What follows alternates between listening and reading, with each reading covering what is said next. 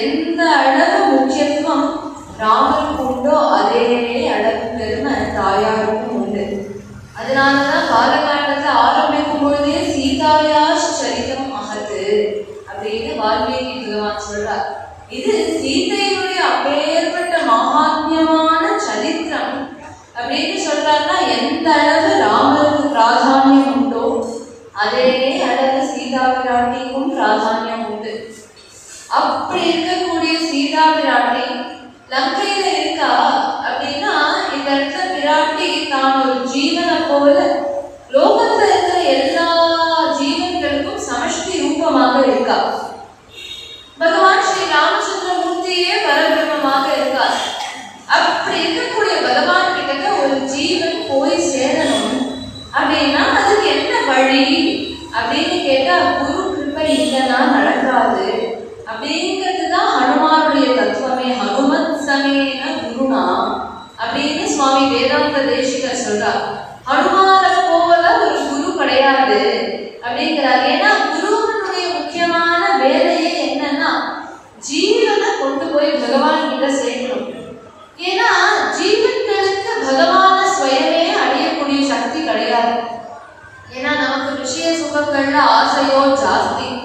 அப்படி இருக்கும் பொழுது நாம பகவான் அடையிறதுக்கு என்ன வழி அப்படின்னு பார்த்தோம்னா யாரும் ஒருத்தர் இந்த லோக விஷயத்தெல்லாம் தள்ளிட்டு பகவானையே நினைச்சிட்டு இருக்காரோ அவரை பிடிச்சிட்டோன்னு வச்சுக்கோமே, நாம உள்ள போகும்போது பகவான் வைகுண்டத்தை கேட்பானா, ஏப்பா நீ என்ன புண்ணியம் பண்ணிருக்க, நீ எத்தனை தடவை நாமம் சொல்லிருக்க, எத்தனை வாட்டி ராமாயணம் கேட்டிருக்க, எத்தனை வாட்டி பஜனை பண்ணிருக்க அப்படின்னு பகவான் கேட்கிறாருன்னு வச்சுக்கோமே.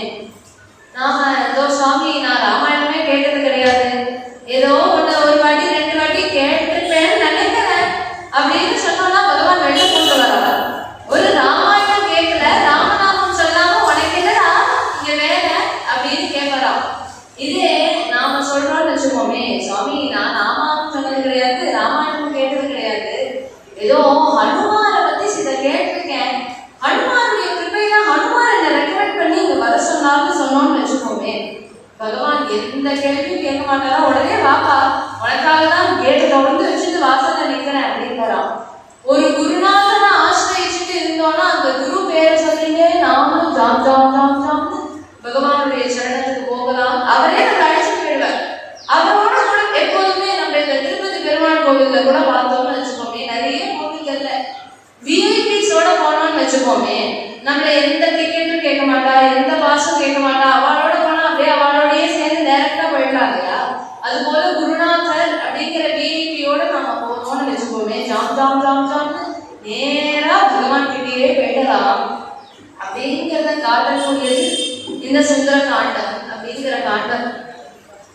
ராமாயணம் ஆரம்பிக்கிறதுல இருந்து ராமர் குழந்தையா பாலனாக இருந்தார், அதனால அதுக்கு பாலகாண்டம் அப்படின்னு பெயர்.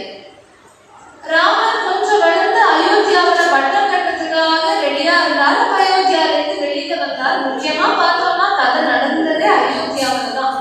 அதனால அந்த இடத்துக்கு அயோத்தியா காண்டம் அப்படின்னு அந்த காண்டத்துக்கு பெயர். அதுக்கப்புறம் ஸ்ரீ ராமபிரான் ரொம்ப கோரமான ஆரண்யத்துக்குள்ள பிரவேசம் பண்ணினார், காட்டுக்குள்ள பிரவேசம் பண்ணினார். அதனால ஆரண்ய காண்டம் அப்படின்னு பெயர். அதுக்கப்புறம் ஸ்ரீ ராமபிரான் அங்கேயே இருந்து கிஷ்கிந்தைக்கு வந்து ரிஷியமுக பர்வதத்துக்கு வந்து சுக்ரீவனுக்கு பட்டாபிஷேகம் பண்ணி வச்சார். சுக்ரீவன் நம்ம சௌக்கியமா கிஷ்கிந்தையில இருந்துச்சுதான் பிரதானமா எல்லாம் கிஷ்கிந்தாவில் நடந்தது. அதனால கிஷ்கிந்தா காண்டம் அப்படின்னு பெயர்.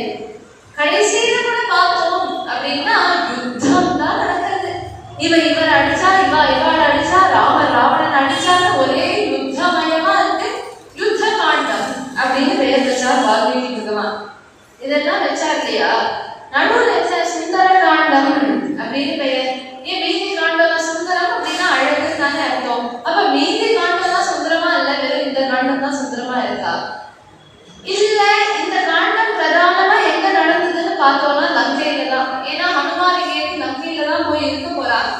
சீதா தேவி அங்கதான் தர்ஷனம் பண்ண போறார். அப்ப லங்கா காண்டம் அப்படின்னு வச்சிருக்கலாம். இல்ல சீதா தேவி அசோகவனத்தை பார்த்தால் அசோகவன காண்டம் அப்படின்னு வச்சிருக்கலாம்.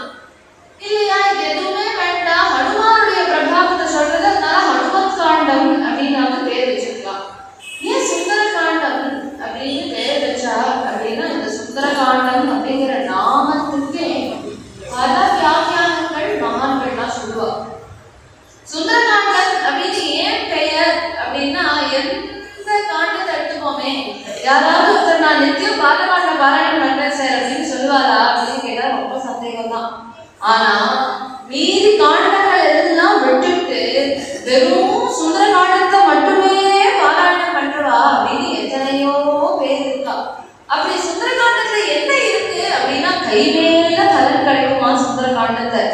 சுந்தரகாண்டம் படிச்சா நல்லா படிப்பு வரும், சுந்தரகாண்டம் படிச்சா நல்லபடியா கல்யாணம் ஆகும், சுந்தரகாண்டம் படிச்சா பிரிஞ்சிருந்த சதிபதிகள் கூட சேர்ந்துடுவா, சுந்தரகாண்டம் படிச்சா இப்படி ஏராளமா பலன்கள் சொல்லிட்டே வரா. பணக்காசு இல்லையா சுந்தரகாண்டம் படிக்கலாம்.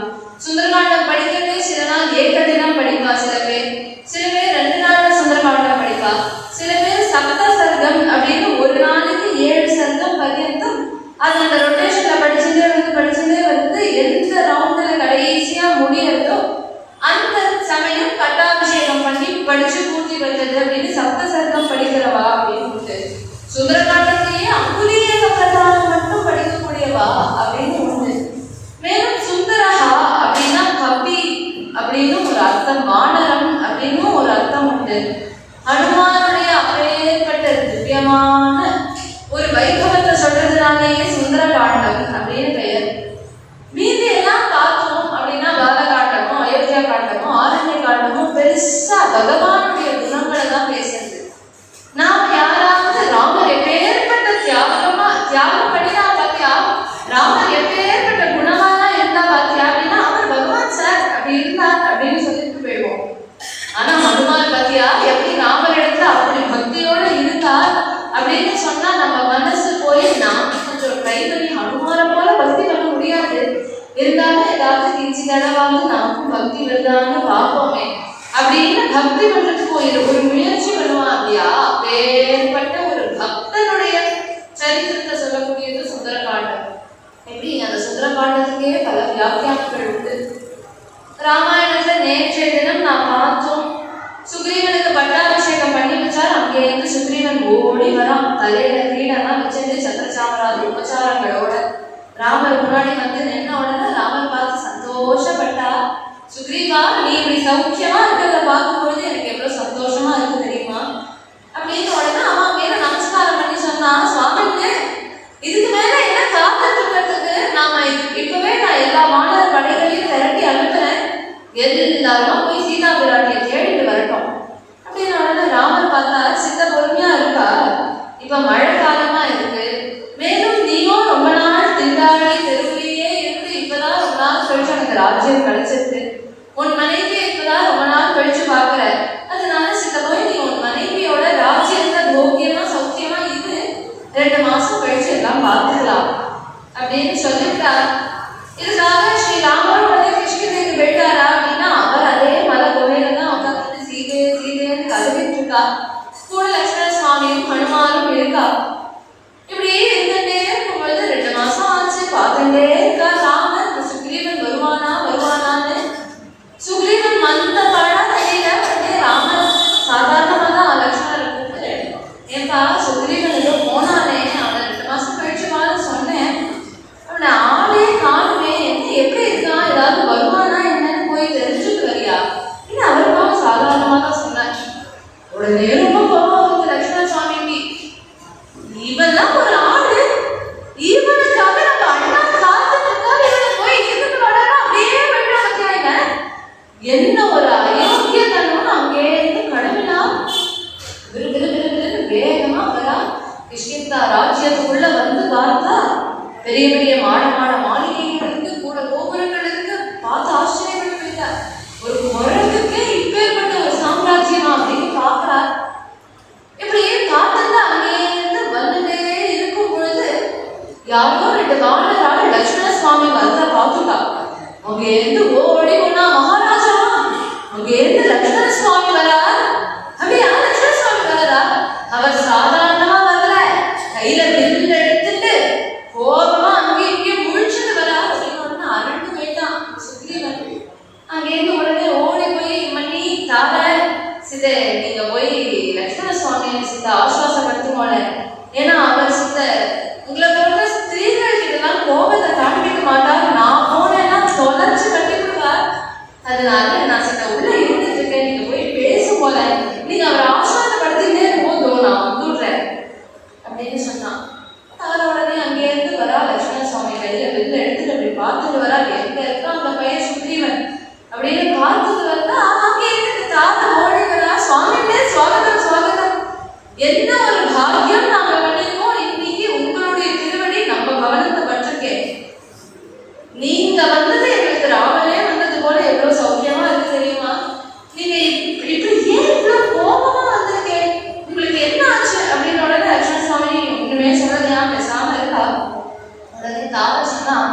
நீங்க ஏதோ எங்க சுக்ரீவனை தப்பா நினைச்சுட்டேன் அப்படின்னு நினைக்கிறேன். எங்க சுக்ரீவன் எப்பேற்பட்டவர் தெரியுமா? அவர் ராமரை மறந்துடல. இப்படி ஒரு நிலைமைக்கு வந்ததுக்கு அப்புறம் ராமரை மறந்துடல. ஒரு வேளையும் அன்னத்துல கை வைக்கும் பொழுது இன்றைய தினம் நான் இந்த சாப்பாடு சாப்பிட்டேனே, இது ராமர் போட்ட மிச்சதானே, அவருக்கு இப்போ காய்கறிகள் தான் சாப்பிட்டு இருக்கார், ஆனா எனக்கு இப்படி பஞ்சபட்ச வருமானம் பரிமாறி இருக்கே அப்படின்னு நினைச்சு கதறா. ஒவ்வொரு நாளும் அவருக்கு சத்திர சாமராஜ உபசாரங்கள் போடும் பொழுது ஒரு நாளைக்கு ஓட்டாளடியா உட்கார்ந்துட்டு இருந்தேன், நான் கொசு அடிச்சுட்டு உட்கார்ந்துட்டு இருந்தேன். அப்படி இருக்கக்கூடிய எனக்கு இப்படி ஒரு வாழ்வு வந்ததுன்னா அது ராமர்னால தானே, இன்னைக்கும் அவர் இப்படி கஷ்டப்பட்டது தானே இருக்கா அப்படின்னு ஒவ்வொரு நாளும் அவர் ராமரை நினைச்சுக்கிறார். நீங்க ஏதோ அவரை தப்பா எடுத்துக்காதீங்க, நீங்க ஏன் வாசல்லே நின்றுட்டு முதல்ல ஆத்துக்குள்ள வாங்கும் அப்படின்னு கிடைக்கிறேன்னு ஆத்துக்குள்ள அழைச்சிட்டு போயிட்டாரா. இதெல்லாம் சொல்லியிருக்காரு, நீங்க பேசிட்டே இருக்கோம் நான் வந்துட்டேன். அதை இப்ப கவனிக்காம இவ வாட்டு உள்ள அழைச்சிட்டு வந்துட்டாரு. சுக்ரீவனும் அந்த புறத்தை உட்கார்ந்துட்டு இருக்கான். நல்லா தலையில கிரீடெல்லாம் வச்சுட்டு கழுத்துல மாலையெல்லாம் முடிச்சுட்டு உட்கார்ந்துட்டு இருக்கான். அங்கே இருந்து லட்சுமண சுவாமி வந்து நிக்கிறார். இவன் எதிர்பார்க்கல லட்சுமண சுவாமி வந்துருவாருன்னு. அதனால என்ன பண்ணா கொடுக்குறேன்னு ஓடி போய் அந்த கிரீடத்தெல்லாம் அவுத்து எரிஞ்சான். ஏன்னா வாலியில ஏற்கனவே எக்ஸ்பீரியன்ஸ் இல்லையா, அதே கிரீடத்தோட போய் தானே அவன் மாட்டிட்டா. அதனால கிரீடத்தெல்லாம் அவுத்து எரிஞ்சா மாலையெல்லாம் தூக்கி அவுத்து போட்டு அங்கேருந்து வந்து சுவாமி மேல நமஸ்காரம் பண்ணா. உடனே லட்சுமண சுவாமி, என்னப்பா என்ன மறந்து போயிட்டியா, அப்படியே போப்பா போயிட்டு வாப்பா அப்படின்னு சொன்னா ஒரேடியா போயிட்டு போல இருக்கே, நீங்க வரவே மாட்டேங்கிறீங்க. ஒரு மனுஷன் வாழ்க்கையில எதை வேணா மறக்கலாம், ஆனா நன்றிய மறக்கலாமாப்பா? கொஞ்சம் நினைச்சு பாரு. அடுத்த வேலை சோத்துக்கு வழி இல்லாம மாத்து வஸ்திரம் இல்லாம நீ எப்படி கஷ்டப்பட்டு இருந்த, எப்படி உன ராமச்சந்திர பிரபு இன்னைக்கு சௌக்கியமா வாழ வச்சிருக்கா. அவரும் இன்னைக்கு சுக்ரீவன் எப்ப வருவாப்பா, நீ நாசத்தை பார்த்துட்டு வாயே அப்படின்னு அவர் உன் சகாயத்தை எதிர்பார்க்கும்படிக்கு இருக்கியாவா, அப்படி நீ இருக்கியா அப்படின்னு உடனே கோபம் வந்துட்டு என்ன பண்ணார். அப்பா உன்னை ஞாபகம் வச்சுக்கோ, வாலி பேருக்கான ஒரு மார்க்கம், அந்த மார்க்கத்தினுடைய கேட்டும் இன்னும் க்ளோஸ் ஆகல. வாலிக்கு ஒரு அம்பு போட்டோமே, அந்த அம்புராத்தையும் இன்னும் காலியாகல, ஞாபகம் வச்சுக்கோ அப்படின்னு உடனே அரண்டு போயிட்டா. நமஸ்காரம் பண்ணி சுவாமின்னு, நான் ஏதோ இந்த ஜம்மன்னு உட்காந்துட்டு போக்கியமா இருக்கேன்னு நீங்க நினைச்சுக்காதீங்கோ. கிஷ்கிந்தாங்கிறது வானர சாம்ராஜ்யத்துல ஒரு பகுதி. இது போல எங்களுக்கு ஆங்காங்கு நிறைய பகுதிகள் உண்டு. அதனால நான் அந்தந்த ராஜாக்கள்கிட்ட பேசி பேசி பேசி பேசி எல்லா சேனையும் ஒண்ணு திரட்டிட்டு இருக்கேன். எல்லாரையும் ஒண்ணு சேர்த்துட்டு ராமச்சரணத்துக்கு வரலாம்னு இருந்தேன். ஏன்னா ராமன் என்கிட்ட சகாயம் கேட்கணும் அப்படிங்கிற அவசியம் அவருக்கு கிடையாது. அவர் நினைச்சா ஒரே க்ஷணத்துல ராவணனை தூக்கி ஓடிட்டு போயிட்டே இருப்பார். அப்படி இருக்கிற அவர் எனக்கு ஏதோ கைங்கரிய பாக்கியம் கொடுக்கணும்னு ஆசைப்படுறார். அந்த கைங்கரியத்தை நான் விடுவேனா? நான் இது போல எல்லாரையும் சேர்த்துட்டு இருந்தேன். இதோ வாங்குவோம், இப்பவே நாம கிளம்புவோம் அப்படின்னு அங்கே இருந்து கிளம்பி இருக்கிற சேனையெல்லாம் திரட்டிட்டு சுக்ரீவன் வந்து ராமரை நமஸ்காரம் பண்ணிக்கலாம். என்னப்பா சௌக்கியமா இருக்கியா, எல்லாம் எப்படி இருக்கு, என்ன முடிவு பண்ணீங்க அப்படின்னு உடனே ஆங்காங்க சேனைகளை திரட்டி வச்சிருக்கான். அத்தனை சைன்யத்தையும் காமிக்கிறான்.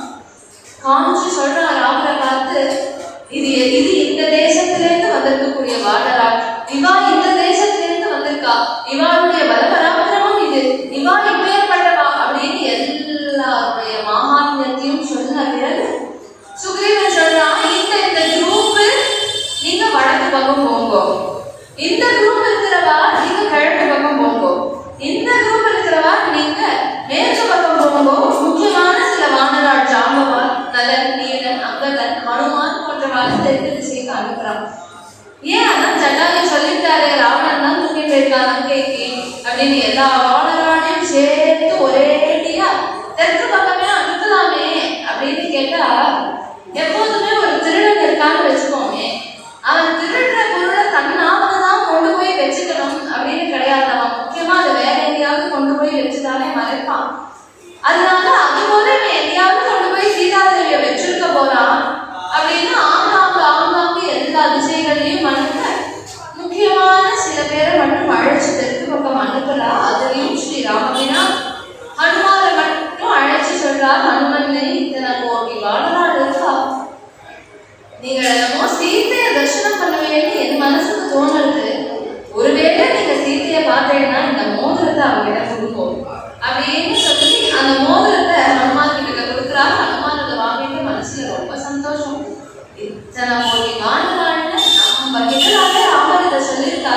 அப்ப நாம எப்பேற்பட்ட பலபராக்கிரமசாலி அப்படின்னு நினைச்சாரா அப்படின்னா அப்படி நினைச்சுக்கிறையா? இத்தனை கோடி வானராள்னு என்கிட்ட தானே ராமர் இந்த மோதிரத்தை கொடுத்திருக்காரு. அப்ப முதல்ல எனக்கு தான் சீதா பிராட்டி தரிசனம் கிடைக்க போகுது போல இருக்கு, ராமர் அதுதான் அனுகிரகம் பண்றாரு போல இருக்கேன்னு நினைச்சிட்டு சந்தோஷப்பட்டுட்டு ராமருக்கு நமஸ்காரம் பண்ணிட்டு அங்கிருந்து கிளம்பினான். இப்படி கிளம்பி தெற்கு திசையில வந்துட்டே இருக்கும்பொழுது ஒரு குகை ரொம்ப அழகா இருக்கு. சரி, அந்த குகைக்குள்ள போய் என்ன இருக்குன்னு பார்ப்போம் அப்படின்னு இந்த வானராள் இருக்குன்னா அந்த குகைக்குள்ள போனா எல்லாம் பெரிய பெரிய மரங்களா இருக்கு, இளநீர்லாம் இருக்கு. எல்லாம் இவ்வளோ ரொம்ப தூரம் நடந்து வந்து ரொம்ப தாகமா இருக்குன்னு பார்த்தா இருக்கிற இளநீர் எல்லாம் குடிச்சா. குடிச்சதுக்கு அப்புறம் இப்படி சரி இப்ப என்ன பண்ணலாம் சீதையை தேடணும். தாகத்துக்காக ஏதோ தாக சாந்திக்காக ஏதோ இளநீர்லாம் எடுத்து குடிச்சாச்சு, அங்க இருந்த பழங்கள் எல்லாம் எடுத்து சாப்பிட்டாச்சு. இப்ப தெம்ப என்ன பண்ணணும், சீதா பிராட்டியை தேடணும், வாங்க போலாம் அப்படின்னு அந்த குகையை சுத்தி வந்தா எந்த பக்கம் போனாலும் திருப்பி எங்கிருந்து ஆரம்பிச்சாலும் அங்கேயே வந்து நிக்கிறா. ஏன்னா அது மாய குகையா. இங்க இருந்து போய் யாருக்கிட்ட வழியை கேட்கறது, இங்க இருந்து வாசலுக்கு எப்படி போனாலும் யார்கிட்ட வழியை கேட்கறது எதுவும் புரியல. அங்க ஸ்வயம்பிரபா அப்படின்னு ஒருத்தி இருந்தா, அவள்கிட்ட போய் நீங்க இது போல எங்களுக்கு வெளியில போறதுக்கு வழியை காட்டும் போல, நாங்க உங்களுடைய குகைக்குள்ள வந்து எல்லாத்தையும் சாப்பிட்டோம். அவளுடைய சொன்னா இது போல ராமச்சந்திர பிரபுனுடைய தாசர்களுக்கு ஏதோ கைங்கரியம் பண்ணக்கூடிய பாக்கியம் எனக்கு கிடைச்சதே, அதுவே ரொம்ப சந்தோஷம். இப்ப என்ன பண்ணணும் நான் உங்களுக்கு அப்படின்னு இந்த குகையிலிருந்து வெளியில விட்டுடும் போல எந்த பக்கம் திரும்பினாலும் திருப்பி ஆரம்பிக்கிற இடத்துல வந்து நிக்கிறோம், எப்படி வெளியில போறதுன்னு தெரியல. அப்படியா, சரி எல்லாரும் கண்ணை மூடிக்கோங்க அப்படின்னா. ஏன்னா இவளே பெரிய யோகினியா, அதனால கண்ணை மூடிட்ட உடனே எல்லாரையும் கொண்டு வந்து வாசல்ல விட்டுட்டாய. விட்ட உடனே இவன் அங்கேருந்து வந்து நமஸ்காரம் பண்ணிட்டு அந்த வானராள்லாம் நாங்க கிளம்புறோம் அப்படின்னு அங்கேருந்து கிளம்பி நடந்து சமுத்திர தீரத்துக்கு வந்தாச்சு. சமுத்திரத்தை தாண்டினா நமக்கு இது வரைக்கும் தேடின இடத்துல சீதா பிராட்டி காலம் கிடைக்கல. சுக்ரீவன் என்ன பண்ணிருக்காங்கன்னா, அவனுக்கு என்ன கட்டளை கொடுத்திருக்காங்கன்னா, உங்களுக்கு தான் ஒரே மாசம் டைம், அந்த ஒரு மாசத்துல சீதையை தேடி கண்டுபிடிச்சிட்டு வரணும். ஒரு மாசம் தேடிட்டோம் சுவாமி, எங்களுக்கு கிடைக்கல சீதை அப்படின்னு வந்தேன்னா தலையை சீவிடுவேன் அப்படின்னு சொல்லி வச்சிருக்காங்க. அதனால இவ எப்படியே தேடி ஏன் ஒரு மாசம் டைம் கொடுக்கணும், பாவம் ஏதோ தேடிட்டு பொறுமையா சீதை இருக்கான வந்தா போரும்பா அப்படின்னு சொல்லலாமேனா, இதெல்லாம் குறைக்கு எங்கேயாவது இல்லாத போய் சாப்பிட போறேன், அம்மாவத்தை போய் சாப்பிட போறேன், இங்க போறேன் அங்க வேடிக்கை பாக்குறேன், இங்க வேடிக்கை பாக்குறேன், இவா பாட்டு பொறுமையா தேடிட்டே இருந்தான்னு வச்சுக்கோயேன். எத்தனை வருஷம் சீதையை தேடிட்டே இருக்கிறது. அதனால ஒரு மாசம் டைம், ஒரு மாசத்துக்குள்ள எல்லாரும் வந்து நிக்கணும்னு சொல்லியிருக்காங்க. இவா என்ன எப்படி அந்த கோயிலேருந்து வெளியில வந்து சமுத்திர தீரத்துக்கு வரும்பொழுதே ஒரு மாசம் ஆயிடுச்சு. என்ன பண்றதுன்னு புரியல. இப்ப திருப்பி சுக்ரீவன் கிட்ட போனா சுக்ரீவன் தலையை சீவிடுவான். அவன் அங்க குரங்கு ராஜ்யத்தெல்லாம் ரொம்ப ஸ்ட்ரிக்டான டிசிப்ளினா. ஏன் அப்படின்னா இதெல்லாம் வாது, அவரெல்லாம் சமாளிக்க முடியாது இல்லையா. அதனால சாதாரண சின்ன இந்த பேனாவை எடுத்துட்டேன் அப்படின்னாலே கையை வெட்டி விடுவா. அந்த மாதிரி அவளுக்கு அவ்வளோ ஸ்ட்ரிக்டான ரூல்ஸ் உண்டு. போனா கண்டிப்பா ராஜா தலையை வெட்டி விடுவார். அதுக்காக இங்கேயும் இருக்க முடியாது, லேட்டாகவும் போக முடியாது. என்ன பண்றது? உடனே பார்த்தா நம்ம எப்படி இங்கே உட்காந்துட்டு அண்ணன் ஆகாரம் இல்லாம உயிரை விட்டுடலாம். நமக்கு இப்படி ஒரு வாழ்வை கொடுத்துருக்கா சுக்ரீவ ராஜாவை எப்படி காப்பாத்திருக்கா ராமர். அவருக்கு ஒரு கைங்கரியம் பண்ண முடியல, என்ன ஜென்மா இதெல்லாம் அப்படின்னு உட்காந்துட்டு இருக்கா. அதுக்குள்ள அங்கேருந்து ஒரு கழுகு ஒண்ணு வந்துதான். அந்த கழுகுக்கு ரெண்டு பக்கமும் பட்சம் இல்லை. அந்த கழுகு அங்கேருந்து, அந்த கழுகுக்கு சம்பாதி அப்படின்னு பெயர். அந்த கழுகு அங்கேருந்து வந்தது. ஆஹா, இத்தனை வானர கோஷ்டி உட்காந்துருக்கேன், இன்னைக்கு நமக்கு சம வேட்டதா. இவாள் எல்லாரையும் நல்லா சாப்பிட்டோம்னா ரொம்ப நாள் பசி தீர்ந்து வேணும் அப்படின்னு நினைச்சிட்டு அங்கேருந்து வருது. அது இப்படியே முணுமுணுத்துட்டே வருது இல்லையா. அந்த குரங்குக்கெல்லாம் முடிஞ்சிருக்கும். அது சொல்லிதான் நம்ம ராமருக்காக ஜட்டாயு உயிரையே கொடுத்தார். அதுவும் ஒரு கழுகு. ராம பக்தாளான நம்மளை சாப்பிடணும்னு வருது, இதுவும் ஒரு கழுகா அப்படின்னு உடனே அந்த சம்பாதிக்கு ஜட்டாயு அப்படிங்கிற சப்தம் காதுல விழுது. அங்கே ஓடி வந்து ஏதோ ஜட்டாயுன்னு உங்களுக்கு ஜட்டாயு தெரியுமா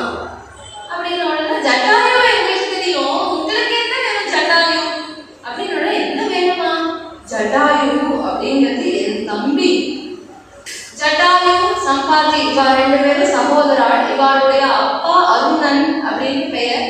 அவர் யாருன்னா சாக்ஷாத் சூரிய பகவானுக்கு சாரதியாக இருக்கக்கூடியவர்.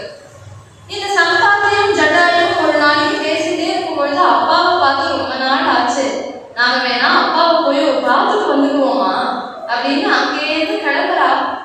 கிளம்பி வரும்பொழுது அங்கேயிருந்து சூரிய பகவான் கிட்டதாலே வரணும். கிட்ட வர வர வர வர இந்த ஜட்டாயுக்கு ஒரே பட்சம் எல்லாம் சுட ஆரம்பிச்சுட்டு, அண்ணா எனக்கு உடம்புலாம் ரொம்ப சுடுதே அப்படின்னு உடனே இந்த சம்பாத்தி என்ன பண்ணா, தன்னுடைய பட்சத்தினால தன் தம்பி அப்படி கட்டி அணைச்சிட்டு அழைச்சிட்டு வரா. என்ன இருந்தாலும் சூரிய பகவான் அவருடைய கிரணங்கள், அதுக்கு அந்த சக்தி உண்டு தானே. இவ கிட்ட வர வர வர வர இந்த சம்பாத்தியினுடைய ரக்கை எல்லாம் பொசுங்கி போய் இந்த பக்கம் ஜட்டாயு விழுந்து அந்த பக்கம் சம்பாத்தி விழுந்து. இது போல ஜட்டாயு என் தம்பி தான் அப்படின்னு உடனே அவர் சொன்னார், இல்ல ஜட்டாயு இது போல ராமருக்காக கைங்கரியம் பண்ணி யுத்தம் பண்ணினால் அவர் வெயிட்டார் அப்படின்னு உடனே ஓன்னு அழுதா. அழுது அங்கேயே தன்னுடைய தம்பிக்கு என்ன சம்ஸ்காரம் பண்ணணுமோ அது எல்லாத்தையும் பண்ணினார். பண்ண பிறகு அவர் சொன்னார், இது போல இந்த ராவணன் தான் யாரோ ஒரு பெண்மணியை தூக்கிட்டு இப்படி போனான்.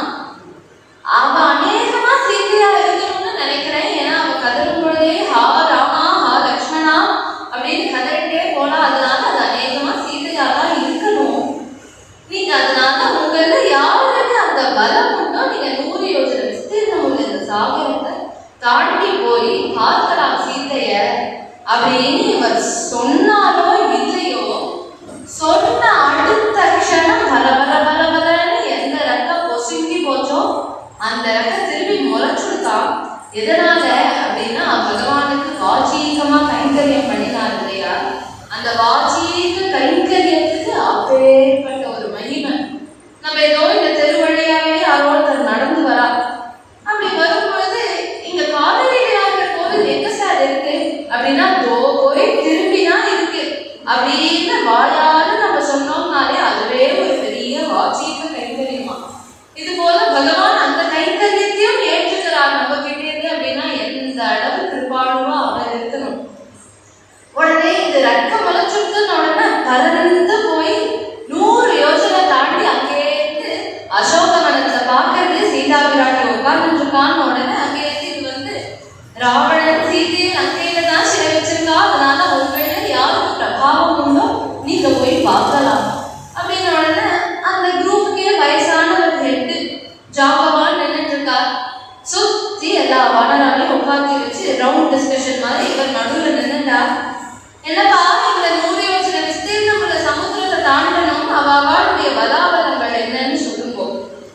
ஒரு வானரன், சுவாமி நான் 10 யோஜனை தூரம் தாண்டுவேன், மீதி 90 யோஜனை தூரத்துக்கு என்னப்பா பண்ணுவேன் உட்காந்துரும். இன்னொன்னு நான் 20 யோஜனை தூரம் தாண்டுவேன் சுவாமி, இன்னொன்னு 30 யோஜனை 40 யோஜனை 50 யோஜனை எல்லாத்தையும் உட்காந்து வச்சுட்டா. ஒருத்தர் எழுதிட்டாரா, சுவாமி நான் 100 யோஜனை தூரமும் தாண்டுவேன். யாரு? நம்ம அக்கற பாதியினுடைய புள்ள. ஓஹோ அங்கதான் சபாஷ் கலந்து பாப்பேன். இல்ல நான் எந்த கிளம்பி 100 யோஜனை தூரம் போயிடுவேன், ஆனா திரும்பி வரதுக்கு எனக்கு தெம்பு இருக்காது.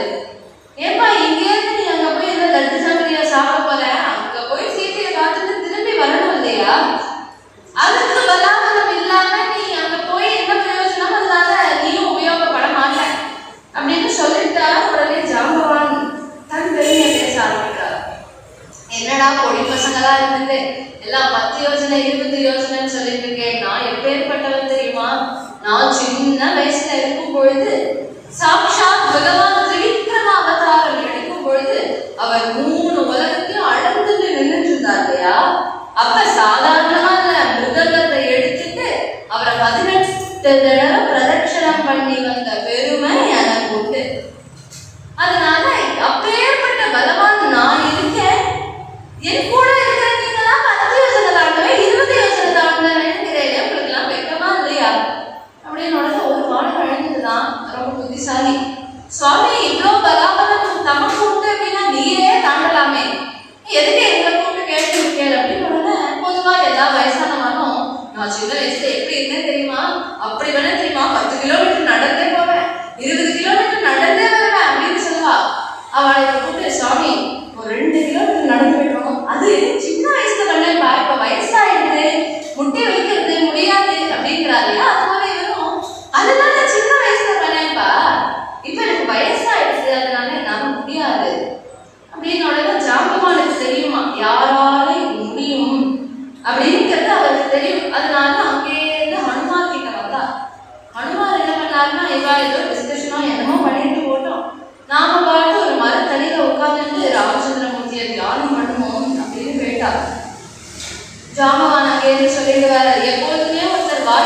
விடுறான்னு வச்சுக்கோமே. ஒருத்தருக்கு வாய் பேசினது அப்படின்னா அவரோட காரியத்தை ஒண்ணுமே இல்லைன்னு அர்த்தம். ஆனா காரியத்தை நிஜமாவே முடிக்கக்கூடியது வாயால சொல்லவே மாட்டா. அதனால வாயால சொல்லாம உட்கார்ந்துட்டு இருக்காரு ஹனுமான், அவர் ஒருத்தரால தான் நம்மளை காப்பாற்ற முடியும் அப்படின்னு அங்கே ஓடி வந்து ஹனுமான் கேட்டுக்க, ஹனுமன்னு நீங்க தான் இது போல சமுத்திரத்தை தாண்டணும். உடனே ஹனுமான் கேட்டாரு, எனக்கு என்ன பலம் உண்டு, நான் உங்களால இவ்வளோ பெரியவா நீங்களாமே இருக்கேன், உங்களால முடியல, என்னால மட்டும் என்ன முடிஞ்சிடும் அப்படின்னு. உடனே ஹனுமானுடைய சின்ன வயசு கதையை சொல்றார். நீங்க இது போல சின்ன வயசுலயே உங்களுக்கு ரொம்ப பிரபாவம், புறங்கண்ணிலே சூரியனை ஆப்பிள்னு நினைச்சிட்டு சாப்பிட்றதுக்காக நீங்க போனவர், அப்பேற்பட்ட பெருமையுடையவர். ஆனா உங்களுக்கு என்னன்னா கொஞ்சம் சேஷ்ட ஜாஸ்தி, சும்மா இல்லாம இந்த ரிஷிகள்கிட்ட போய் ஏதோ மம்மு பண்ணிட்டே இருந்ததுனால அவெல்லாம் பார்த்து உனக்கு ஏற்பட்ட சக்தி இருந்ததுக்கான காரணம் ராம கைங்கரியத்துக்காக. அதனால உனக்கு எப்ப ராம கைங்கரியம் வருதோ அது வரைக்கும் உன்னுடைய சக்திகள் உனக்கு மறந்து போகட்டும் அப்படின்னு சபிச்சுட்டா. இப்போ உங்களுக்கு அந்த ராம கைங்கரியம் வந்துட்டு இல்லையா, அதனால நீங்க தான் எங்களை காப்பாற்றணும், நீங்க தான் 120 தூரம் தாண்டணும் அப்படின்னு. உடனே ஹனுமான் அங்கேருந்து வர வந்து மகேந்திர பர்வதம் அப்படிங்கிற பர்வதம், அந்த பர்வதத்து மேல ஏறி நிற்கிறார். தானும் ஒரு பெரிய மலையை போல பெரிய ரூபத்தை எடுத்துட்டு அப்படி ததோ சீதா சத்ருகர்ஷண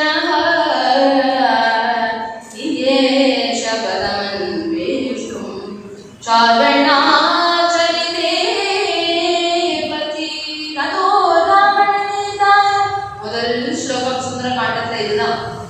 அப்படி ஏறி நிற்கிறார். நிற்கக்கூடிய அவரை பார்த்து இவர் 100 யோஜனை தூரம் தாண்டனமே அப்படின்னு ஆஞ்சநேய பக்தாளுக்கெல்லாம் தோணும் இல்லையா. அதனால ஆஞ்சநேய பக்தாளுக்கு ஒரு பூஸ்ட் கொடுக்கிறாரா இந்த இடத்துல வால்மீகி பகவான். சீதா சத்ருகர்ஷணா, இவர் மலை மேல ஏறி நின்ன உடனே அங்க ராவணன் இழைச்சு போயிட்டானா. இவர் இன்னும் லங்கைக்கே போகல, லங்கா தகனம்லாம் ஒண்ணுமே பண்ணல, இவங்க கிளம்புறதுக்காக ஏறி நிற்கிறார். இந்த நிக்கிறதுக்கே அவன் அங்க அரண்டு போய் இழைச்சு போய் அப்படி நிற்கிறானா. இவரோ எப்படி இருக்கா அப்படின்னா நிஷ்பிரமான சரீரம், அப்படி பெரிய சரீரம், ஒரு மலை மேல மலை போல நிற்கிறா. யதா புஷ்பமயோ கிரிகி, அவர் மேல புஷ்பங்கள் எல்லாம் அப்படி தூவி இருக்க, தானே புஷ்பங்களால் மூடப்பட்ட ஒரு பெரிய மலையை போல நிற்கிறா. நின்று கொண்டு நாம எந்த ஒரு காரியம் பண்றோம் அப்படின்னாலும் முதல்ல நாம பகவானுக்கு நமஸ்காரத்தை தெரிவிக்கணும், குருநாதாளுக்கு நமஸ்காரத்தை தெரிவிக்கணும். அதனால சூர்யாய மஹேந்திராய பவனாய ஸ்வயம்பூவே பூதே அஞ்சலிம் கிருத்வா சகாரகவனே மதிம் அஞ்சலி பிரமுக குர்வன்னே பவனாய மயோனயே மனசா வந்திய ராமாய லக்ஷ்மணாய மகாஹரி சசூர்யாய. யாரொருத்தரும் வாழ்க்கையில முதல் நமஸ்காரம் யாருக்கு அப்படின்னா குருநாதனுக்கு தானா. அப்பேற்பட்ட ஹனுமானுடைய குருவாக இருக்கக்கூடிய சூரிய பகவான் சூர்யாய மகேந்திராய பவனாய தன்னுடைய அப்பாவான வாயு பகவானுக்கு நமஸ்காரம் பண்றார். ஸ்வயம்பூவே பிரம்மதேவருக்கு நமஸ்காரம் பண்றார். பூதே அஞ்சலிம் கிருத்வா, அவங்க பக்கத்துல இருக்கக்கூடிய மரம் செடி கொடி எல்லாத்துக்கும் நமஸ்காரம் பண்றாங்க.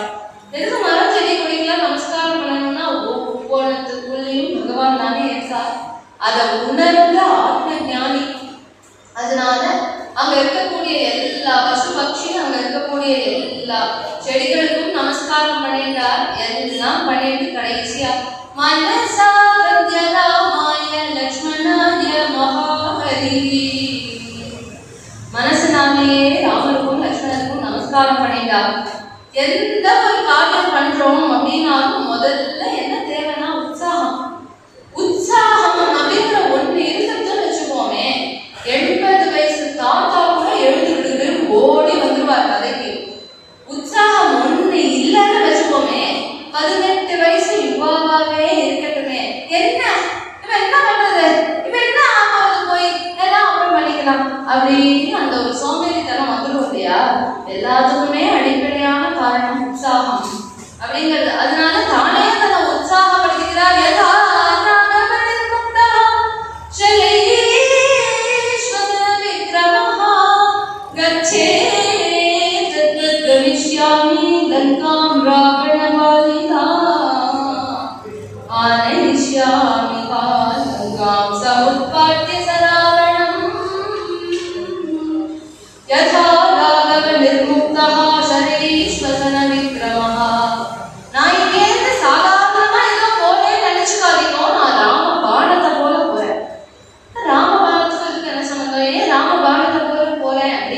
ராமபானம் எப்படி வேகமா போகுமோ அது போல நானும் வேகமா போவேன். ராமநாமம் எப்படி ராமநாமம் அதுல இருக்கும் அதுதானே எடுத்து பார்க்கிறான் வாலி. அப்படி எப்படி ராமபானத்துல எப்பொழுதும் ராமநாமம் பொறிச்சு இருக்குமோ அது போல என் கையிலையும் ராமநாமாங்கிதமான மோதிரம் இருக்கு, என் வாக்குலையும் எப்பொழுதும் ராமநாமம் இருக்கு. அந்த ராமநாமத்தினால நான் போறேன். ராமநாமம் எப்படி காரியத்தை முடிச்சுட்டு மறுபடியும் ராமருடைய அங்கூரா துணிக்கே வருமோ அது போல நானும் காரியத்தை முடிச்சுட்டு மறுபடியும் ராமச்சரணத்துக்கே வருவேன் அப்படின்னு ஒரு கர்ஜனை பண்ணிட்டா.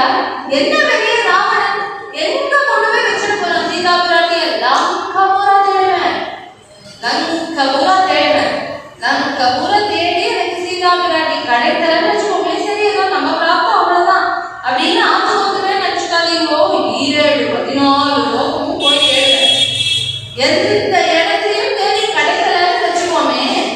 என்னுடைய வால் இருக்கு இல்லையா, வால், இந்த வால்ல ராவணனை சுத்தி இழுத்துட்டு வந்து கம்பரம் போல விடுவேன் ராமச்சரணத்துல. ஒரு பார்த்தோ 10 தடவை இருந்து கையோட இவன் தான் ராவணன், சீதாதேவி எங்கேயோ கொண்டு போய் வச்சுட்டு இருக்கான், இவன்ட்டு நீங்களே கேட்போம் அப்படின்னு ராமச்சரணத்தை அவன் போடுவேன் அப்படின்னு கர்ஜனை பண்ணிக்கிறா. கர்ஜனை பண்ணிட்டு சுஷூஹே சமஹாதேஜ மகாகார்யோ மகாகபிஹி வாயுமார்கே நிராலம்பே பக்ஷமானி கபர்வதா. சரி எப்படி போகுது? இங்கே நீச்சல் அடிச்சுட்டு போலாமா, இல்ல நடந்து போலாமா, இல்ல வாயு மார்க்கமா ஆகாச மார்க்கமா போலாமா அப்படின்னு பார்த்தா நாம இங்கேருந்து நீச்சல் அடிச்சுட்டு போனா கொஞ்சம் டைம் ஆகும். நடந்து போறோம் அப்படின்னாக்கா பின்னாடி அந்த நீர்தான் ராமச்சந்திர பிரபு சேதுபந்தனம் பண்ணி பண்ண போறான். இருக்கிறதுலயே இது வேகமானது அப்படின்னா ஆகாச மார்க்கம் தான். அதனால அந்த ஆகாச மார்க்கமா நாம் போவோம் அப்படின்னு முடிவு பண்ணிட்டார். 2 கையையும் நீட்டினார், 2 காலையும் மடக்கினார், ஆன வாய பொழுதால் ஒரு புந்து முந்தினாராம் ஆகாசத்தை பாஞ்சு அப்படி போறார் ஆஞ்சநேயர். ஆஞ்சநேயர் போறது எப்படி இருக்கு அப்படிங்கிறத சொல்றார். இந்த குழந்தை எல்லாம் ஃபிளைட் போச்சுன்னு வச்சுக்கோமே, ஃபிளைட் தெரியாது பாருங்க மறைஞ்சு போயிடுதுடா ஃபிளைட், மறைஞ்சு போயிடுது, திருப்பி அங்க தெரியாது பாரு, அங்க தெரியாது பாரு அப்படின்னு பாருயா. அது போல இந்த வானவாடெல்லாம் இங்கேருந்து துபாரா பட்டு மறைஞ்சு போயிட்டா, மேலத்தை மறைஞ்சு போயிட்டா அங்க போறாரு அப்படின்னு குழந்தை ஃபிளைட்ல பாக்குறது போல இந்த வானரர்கள் எல்லாரும் ஹனுமானை ரசிக்கும்படி அங்கேருந்து ஸ்ரீராம தூதம் சிரசாலமா ஸ்ரீராம தூதம் சிரசாலமா சீதா சோகரணம் கலசசலா சீதா சோகரணம்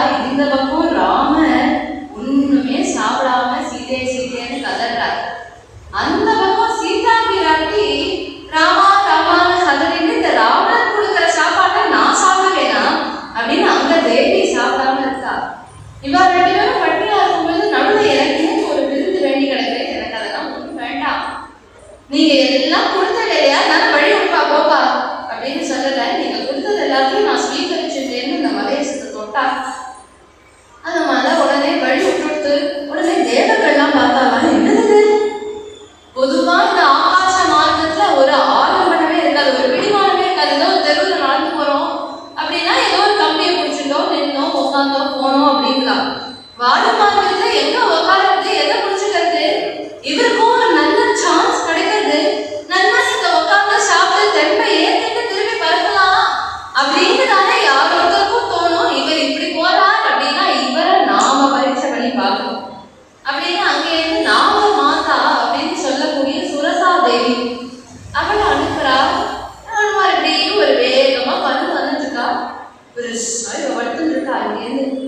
நீ யாருமா அடுத்து பிரத்யட்சமாய் நிற்கிறியே, நீ யாரு அப்படின்ன உடனே அவ சொல்றா, என் பேரு சுலசேன் பேரு, நான் ஒரு நாக மாதா. ஓ அப்படியா, சரி, நான் என்ன பண்ணணும் இப்போ, எனக்கு இந்த வழி விட்றியா, ராம கைங்கரியாத்தான் போயிட்டு இருக்கேன்.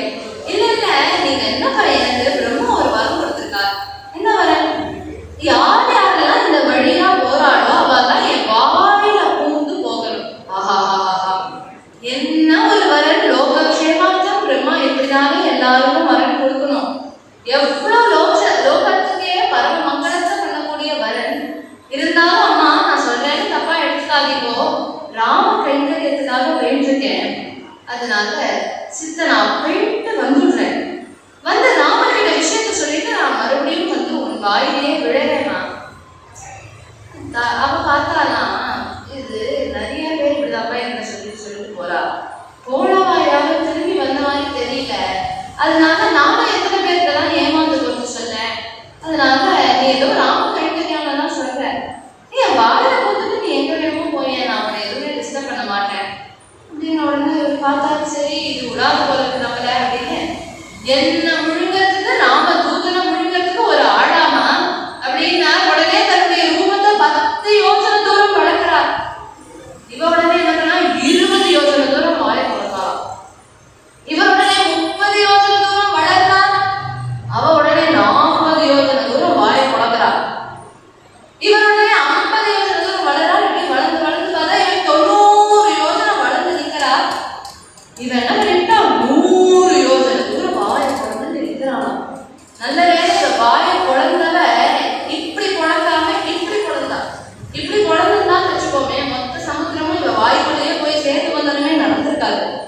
இவன் இப்படி குழக்கிறாளையா, அவ்வளோ பெரிய வாய் நினைச்சதுக்கா ஓகே. அடுத்து வந்து இவர் 110 யோசனை தூரம் வளர போறா, நாம அடுத்து 120 யோசனை தூரம் வாய குழந்தைக்கு ரெடியா இருக்கணும்னு இவ ஆன்னு நின்று இருக்கும்போது பட்டுன்னு அதுக்குள்ள அங்குஷ்ட பிரமாணம் முக்கியமான ஆஞ்சநேயரா மாறி அங்கேயே இவருடைய வாயில பூந்து காது வழியா எச்சரிப்படாம வெளியில வந்து கையை குடிச்சுன்னு சொல்றார், அம்மா ராட்சாயி நமோஸ்துதே, உனக்கு நமஸ்காரம் பண்றேன், நீ சொன்ன வர அதை நான் பூர்த்தி பண்ணிட்டேன் இல்லையா, உன் வாய்க்குள்ள பூந்து வந்துட்டேன், எனக்கு இப்போ வழி விடுறியா அப்படின்னு. உடனே இந்த இடத்துல தன்னுடைய புத்தினால ஜெயிக்கிறார்.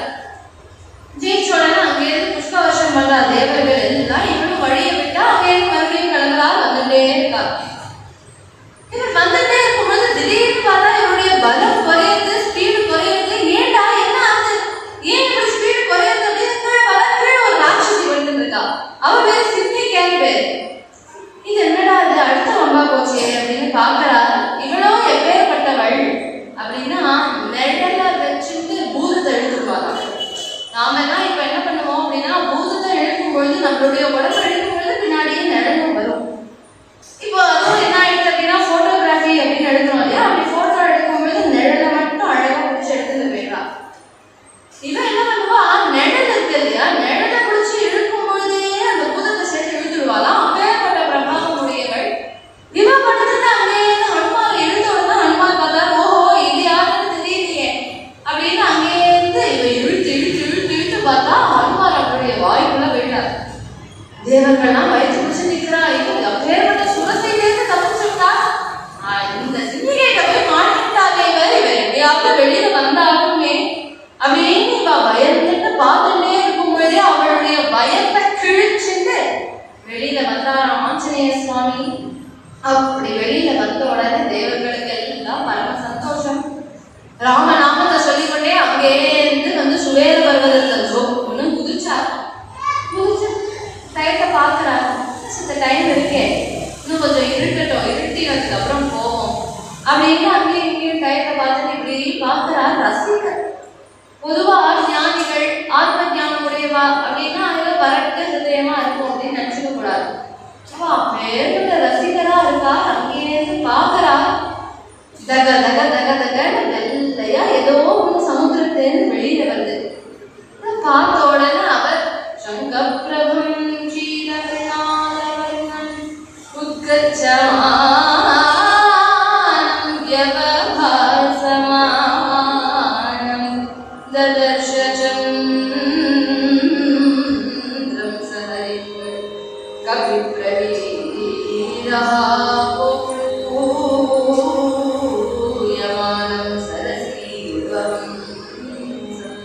ஆஹா, என்னமோ இது வெளியில இவ்வளோ அழகா வருதே, இது என்ன ஒருவேளை கால ஆழ போத்துன்னு வெளியில வருதா, இல்ல ஹம்ச பட்சி ஏதாவது பறந்து போதா, இல்ல ஏதாவது தாமரையோட தண்டு முறிஞ்ச தாமரையோட தண்டுல வெள்ளையாதான நூல் இருக்கும், அந்த நூலெல்லாம் போத்துட்டு இப்படி வெளியில வருதா, என்னது இவ்வளோ அழகா இருக்கு அப்படின்னு அதை பார்த்து ரசிச்சுட்டே இருக்கா. ஒன்றும் இல்லை, நம்ம சந்திரன் பௌர்ணமி சந்திரனை பார்த்து ரசிச்சுட்டு இருக்கா. உடனே பட்டுன்னு தோணிதான், இந்த சந்திரனை ரசிக்கணும்னா அந்த பக்கமே உட்காந்து ரசிச்சிருக்கலாமே, நாம ராமச்சந்திரனுடைய பத்தியை தானே தேடிட்டு வந்தோம், அதனால நாம நம்மளுடைய வேலையை ஆரம்பிக்கணும் அப்படின்னு பட்டுன்னு சின்ன ரூபம், யாருக்குமே கண்ணுக்கு தெரியாத ரூபத்தை எடுத்துக்கிறார்.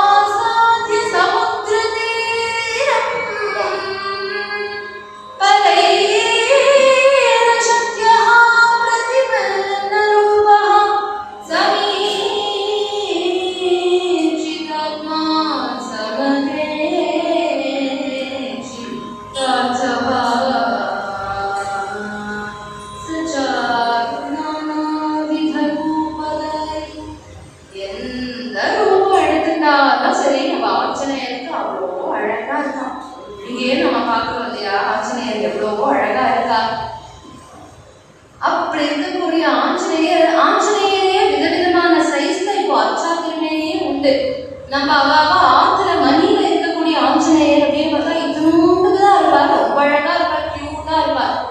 பெரிய பெரிய நாமக்கல் சுசீந்திரம் போன்ற ஆஞ்சநேயர்லாம் பார்த்தாலும் அவரும் பெருசு பெருசா ஆஜாலும் பாவமா இருக்கார், ஆனாலும் பார்க்கறதுக்கு அழகா தானே இருக்கார், பெருசா இருக்காரு, பயங்கரமாவா இருக்காரு இல்லையா, அழகா தானே இருக்கார். சில ஆஞ்சநேயர் என்ன பண்ணுவார்னா கையில கதையை வச்சுட்டு இருப்பார், சில ஆஞ்சநேயர் கை கூப்பிண்டு வினயத்தோட இருப்பார், சில ஆஞ்சநேயர் எப்படி இருக்காருன்னா கையில வீணையை வச்சுட்டு வீணாகான ஆஞ்சநேயரா இருக்கார். இப்படி பலவிதமான ஆஞ்சநேயருடைய ஸ்வரூபமே உண்டு இல்லையா. எந்த ரூபத்துல ஆஞ்சநேயரை பார்த்தாலும் ரொம்ப அழகா இருக்கார், ரொம்ப கியூட்டா இருக்கார் அப்படின்னு சொல்றாரு வால்மீகி பகவான்.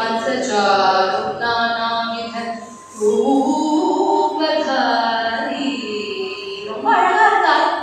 இவர் இங்க இருந்து லங்கைக்குள்ள வரணும் அப்படின்னு வரார். வரும் பொழுதே நாம ஒருத்தர் நமக்கு ரொம்ப வேண்டியப்பட்டவா ஆற்றுக்கு போகணும்னு வச்சுக்கோமே, எப்படியெல்லாம் போகணும் அப்படின்னு சில விதிமுறைகள் இருக்கு, அதெல்லாம் இவர் எதுவுமே ஃபாலோ பண்ணலையா. ஏன் அப்படின்னா நான் பிரபு ராமர் எதிரி, இவனுக்கு என்ன சேமத்தை அப்படின்னு அங்கேருந்து வந்தார். எப்போதுமே நாம யாராவது சௌக்கியமா இருக்கணும்னு நினைச்சோம்னா அவருக்கு வாசல் வழியா தான் போகணும். சில பேர் இருப்பாங்க அங்கேருந்து தொப்புன்னு கொல்ல பக்கம் வழியா முடிச்சு வருவா. இப்பதான் பாதி காலத்துல கொல்ல பக்கமே இருக்க மாட்டேங்கிறது, பெரிய பெரிய பிளாட் கட்டினதுனால. இருந்தாலும் கொல்ல பக்கமா வருது அப்படிங்கிறது வரக்கூடாது இல்லையா. இவரோ மெனக்கெட்டு கொல்ல பக்கமா போறார். நம்ம ஒருத்தராக போறோம் அப்படின்னு வச்சுக்கோமே, அவ வந்து போகும் பொழுது ஏதோ ராதே கிருஷ்ணா ஜெயிசிதாதான் அப்படின்னு நான் அதை நல்ல வார்த்தை பேசிருக்கணும். அவன் எப்பேற்பட்ட அயோக்கியம் தெரியுமோ, இவன் எப்படி பண்ணிருக்கான் தெரியுமா அப்படின்னு எப்ப பாரு ஏதாவது அச்சு பிச்சுன்னு பேசிட்டே போகக்கூடாது. இவரோ என்ன பண்றாரு அப்படின்னா ராவணன் ஒழிக அப்படின்னு சொல்லிட்டு போறாரு. ஒருத்தர் ஆபத்து போறோம்னு வச்சுக்கோமே, முதல்ல வலது கால் எடுத்து வச்சு போகணும். இவரோ மெனக்கெட்டு இடது கால் எடுத்து வச்சுட்டு போறாரு. இப்படி ஆஞ்சநேயர் போகும் பொழுதே அந்த லங்கைக்கு அப்படின்னு ஒரு காவல் தேவதை உண்டு. அந்தந்த ஊருக்கு இருப்பா இல்லையா, ஐயனார் செல்லியம்மன் அப்படின்னா பலவிதமான கிராம தேவதைகள் உண்டு இல்லையா. அதுபோல இந்த லங்கைக்குன்னு ஒரு காவல் தேவதை, அவளுக்கு லங்கினி அப்படின்னு பெயர். ரொம்ப பெரிய ஆள், அழுத்தமா இருக்கக்கூடியவள்.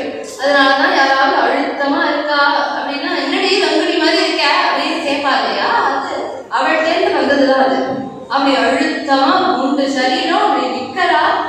அவளுக்கு கண்ணு பார்வையோ ரொம்ப தீட்சண்யம். ராத்திரி வேலையில அப்படியே விழிச்சு பாக்குறா. இத்தனோடு இருக்காராமா, யார் கண்ணுக்கும் தெரியல, ஆனா இவ பார்த்துட்டா. ஓய் யாரு நீ, என்ன இந்த பக்கம் அப்படின்னு உடனே அவர் அசலூர்மா டூரிஸ்ட், உங்க லங்கை என்னமோ ரொம்ப பார்த்துட்டு போலான்னு வந்தேன். அப்படிலாம் நாங்க யாரும் நங்கைக்குள்ள விட்டுட மாட்டோம். என் பேர் மட்டும் தெரியுமா, எங்க ராஜா தக்காதி ராவணேஸ்வரன் இங்க வரணும் அப்படின்னாலே அதுக்குன்னு சில விதிமுறைகள்லாம் உண்டு. நீ பாட்டு வந்திருக்க, அதுவும் சாதாரண சமயத்துல இல்லை. இப்போ ராமர் கிட்டேந்து ஏதாவது வம்பு வரும்னு இவளுக்கு தெரியும். அதனால இது யுத்தம் நடக்கிற டைம் வேற, யுத்தம் வேற வரத்துக்கு காத்துட்டு இருக்கு. நீ என்னமா இங்க வர, உனக்குலாம் என்கிட்ட கிடையாது, வெளியில போ. ஆஞ்சநேயர் 100 யோசனை தூரம் தாண்டி வந்தாரா, கையுடைய தேவதை அக்கினி தேவி சொல்லிவிட்டா, அதனால நாம மறுபடியும் கிளம்பி ஆற்றுக்கு போயிடுவோம் அப்படின்னு பண்ணுவாரா என்ன? அவர் அங்கே இருந்து மறுபடியும் கொடுக்கணும்னு உள்ள ஓடுறாரு. குரங்கே உன போகாதங்கிற, நீ என்ன திருப்பி திருப்பி உள்ள போறேன்னு பட்டுன்னு ஒரு அலைஞ்சாங்க. அன்மாருக்கு ரொம்ப வெக்கமா போயிடுது. ஏன்னா இன்றைய நாள் பத்தியத்தும் அஞ்சனா தேவியை தவிர மற்றொரு ஸ்திரீ அவர் மேல கை வச்சது கிடையாது. இது ஏதோ ஒரு அசடு, இது நம்ம மேல கை வைக்கிறது பாரு அப்படின்னு பார்த்தா, இருந்தாலும் கணிசிச்சுக்கல பெருசா. தனியா உள்ள போறா, குறைக்கே நீ ஒண்ணு சொல்ற, நீ என்ன மறுபடியும் உள்ள போறியா, மறுபடியும் கையை ஓட்டிட்டு வந்தா. உடனே பார்த்தாதே சித்த தட்டி வச்சாதான் சரி வரும் அப்படின்னு முதல்ல ஒரு மோகி ஒரு அரை இல்லாத தத சம்பத்தையாச அப்படின்னு கையை ஓட்டுறாங்க. மோகினதுக்கு அப்புறம் பார்க்கறாரு ஏதோ ஸ்திரீயா இருக்கா, அடிச்சுட்டு என்னத்துக்கு நமக்கு பாவம். அதனால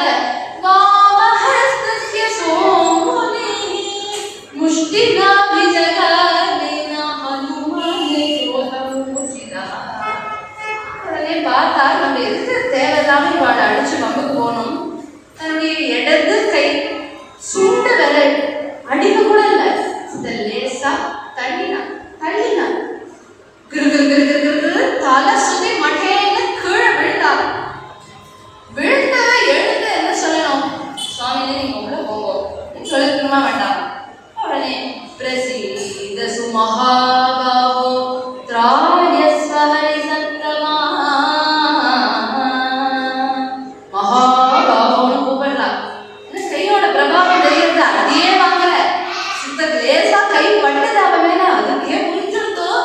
உடனே மகாபாவோ, உங்களை போன்ற மகான்கள் சாதுக்கள் என்ன போன்ற ஸ்திரீகளை இப்படி அடிக்கலாமா, இது நியாயமா அப்படிங்கிறாங்க.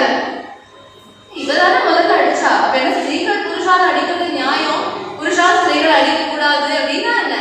உடனே சொன்னாலாம், இல்ல இல்ல எனக்கு பிரம்மா சாபம் கொடுத்திருக்காரு, நான் என்னைக்கு ஒரு குரங்கு கையால செலுத்தியா வாங்குறேனோ அன்னைக்கு நன்றிக்கு அழிவுன்னாரு.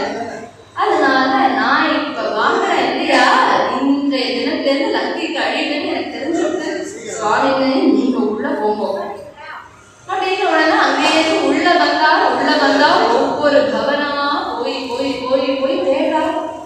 ஒவ்வொரு பவனமும் அதி ஆச்சரியமா இருக்கு. எல்லாமே தங்கத்தினால வெய்யப்பட்ட கூரைகளோட ஒவ்வொரு பவனமும் பெருசு பெருசா இருக்கு. ஒவ்வொரு வீதியும் பெருசு பெருசா இருக்கு. அவங்க புஷ்பக விமானத்தை பார்க்கிறார், அந்த விமானத்தையே ஒரு சர்க்கம் பூரா வர்ணிக்கிறார் வால்மீகி பகவான். இப்படி பார்த்த உடனே பார்க்கிறார், இப்படி ஒவ்வொரு பவனமும் இருக்கேன்னு ஒரு பாக்கி விடாம எல்லா வீட்டுக்குள்ளயும் போய் தேடுறார். எல்லா வீட்டிலும் ஸ்திரீகள் இருப்பா இல்லையா, ஒவ்வொருத்தரையும் பார்க்கும் பொழுது இவள் சீத்தையோ இவள் சீத்தையோ இவள் சீத்தையோ இவள் சீத்தையோ பார்க்கிறார். எல்லா இடத்துலையும் தேடிட்டு வரார். அங்கேயிருந்து கடைசியா ராவண பவனம்.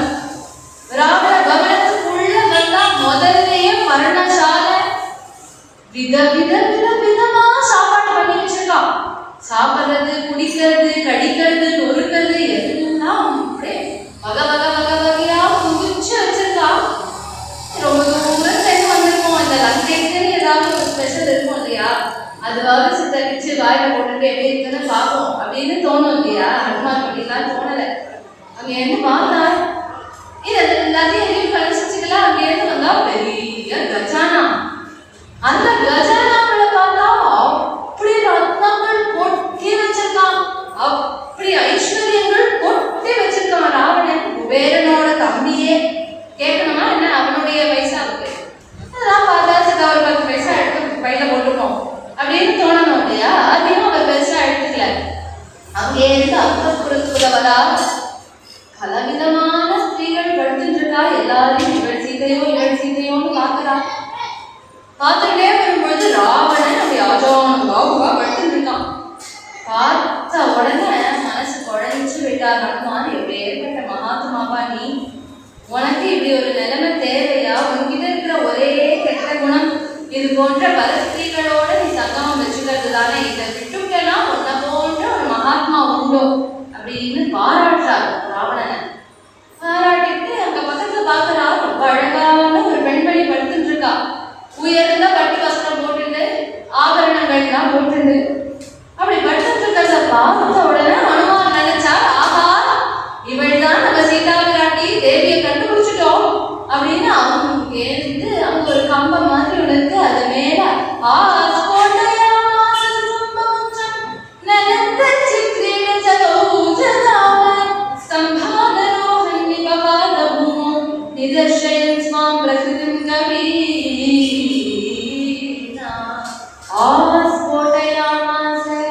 நம்ம முதல்ல ஏதாவது ஒரு சாதிச்சுட்டோம்னா என்ன பண்ணுவோம்? தோலை தட்டிப்போம் இல்லையா? போல தோலை தட்டிட்டா சுச்சும்ப உச்சம். அவருக்கு அவர் மேலேயே ஆசை ரொம்ப ஜாஸ்தியா விடுது. அதனால தன்னைத்தானே கட்டிக்கணும்னு பாக்குறாரு, தனக்கு தானே மொத்தம் கொடுத்துக்கணும்னு பாக்குறாரு. அவரால் முடியல. தன்னுடைய நீண்ட வாள் இருக்கு இல்லையா, அந்த வாளை எடுத்து மொத்தம் கொடுத்துட்டாரா. ஆனா எப்பேற்பட்டா நீ சீதா பிராட்டியை பார்த்துட்டே அப்படி எப்படி படுத்துட்டு இருக்கா பத்தியா அப்படின்னு பாக்குறா. மேலே கீழே குதிக்கிறா. அங்கேயும் ஓடி விளையாடுறா. தானே ஏதோ நாம அப்படி எல்லாம் பாடுறா. தானே தனக்கு ஜெயகோஷம் போட்டுக்கிறா.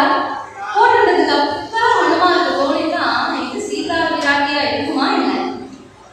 சீதா பிராட்டி இப்படி நிம்மதியா படுத்துட்டு வாய் வெத்தல பார்க்க போட்டு தூங்குவாளா? இந்த நேரம் ராமா ராமா ராமான்னு கதறிட்டு தானே இருப்பா. அப்ப இவள் சீதை இல்ல. இப்ப யார் இது? ராவணனுடைய பத்னி மண்டோதரி படுத்துட்டு இருக்காள். பார்த்த உடனே எப்படி அதி ஆச்சரியமான மனைவி, இவன் ஏன்னா இப்படி துஷ்ட குணத்தோட இருக்கானோ அப்படின்னு பார்த்தா. அங்கே இருந்து தேடிந்து வந்தா ஒரு இடத்தையும் தேவிய காணல அப்படின்னு உடனே ஓரமா போய் உட்கார்ந்துட்டாங்க. கேட்டு அழுக வந்துட்டு எங்க போயிட்டு மேல தேடுது? எல்லா இடத்துலயும் போய் தேடியாச்சு, எங்கேயும் தேவிய காண கிடைக்கல. இதுக்கப்புறம் நான் போறேன்னு வச்சுக்கோங்க, போய் ராமன் கிட்டக்க சீதை இல்லை அப்படின்னு சொன்னேன்னா முதல்ல சுக்ரீவன் என் தலையை வெட்டுவான், என் கூட வந்தவா தலையை வெட்டுவான். ராமர் பாபர் எப்ப சீதையை காண கிடைக்கலையோ நான் வாழ்ந்து என்ன பிரயோஜனம் அப்படின்னு அவர் உயிரை விட்டுடுவார். அவர் உயிரை விட்டுட்டார் அப்படின்னா லட்சுமண சுவாமி உயிரை விட்டுடுவார். 14 வருஷத்துல ஒரு நாள் தப்பிச்சுன்னா நான் பிராணனை விட்டுடுவேன் அப்படின்னு சொல்லியிருக்கான் பரதன். இவா வரல அப்படின்னா பரதன் உயிரை விட்டுடுவான். பரதன் உயிரை விட்டாம உடனே சத்ருக்னன் உயிரை விட்டுடுவான். குழந்தைகள் எல்லாரும் போயிட்டா நாம வாழ்ந்து என்ன பண்றதுன்னு கௌசல்யா சுமித்ரா கைதியையும் உயிரை விட்டுடுவா. ராஜ குடும்பமே அப்படி நாசமா போயிடுது, நாம இருந்து என்ன பண்றதுன்னு அயோத்தி ஜனங்கள்லாம் உயிரை விட்டுடுவா. நமக்கு இப்பேற்பட்ட வாழ்வை கொடுத்தவர் ராமர், அவருக்கு கைத்தறியம் பண்ண முடியலையேன்னு சுக்ரீவன் உயிரை விட்டுடுவான். சுக்ரீவ உயிரை விட்டா ருமா உயிரை விட்டுடுவா.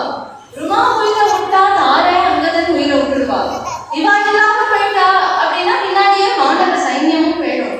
அப்ப நான் ஒருத்தன் போய் சீதை இல்ல அப்படின்னு சொல்லலைன்னா இத்தனை பேர் பிராணன் போயிடுமே. அப்ப ஆஞ்சநேயர் எப்படி இருக்கார் அப்படின்னா சுந்தர மூருதி முக்கிய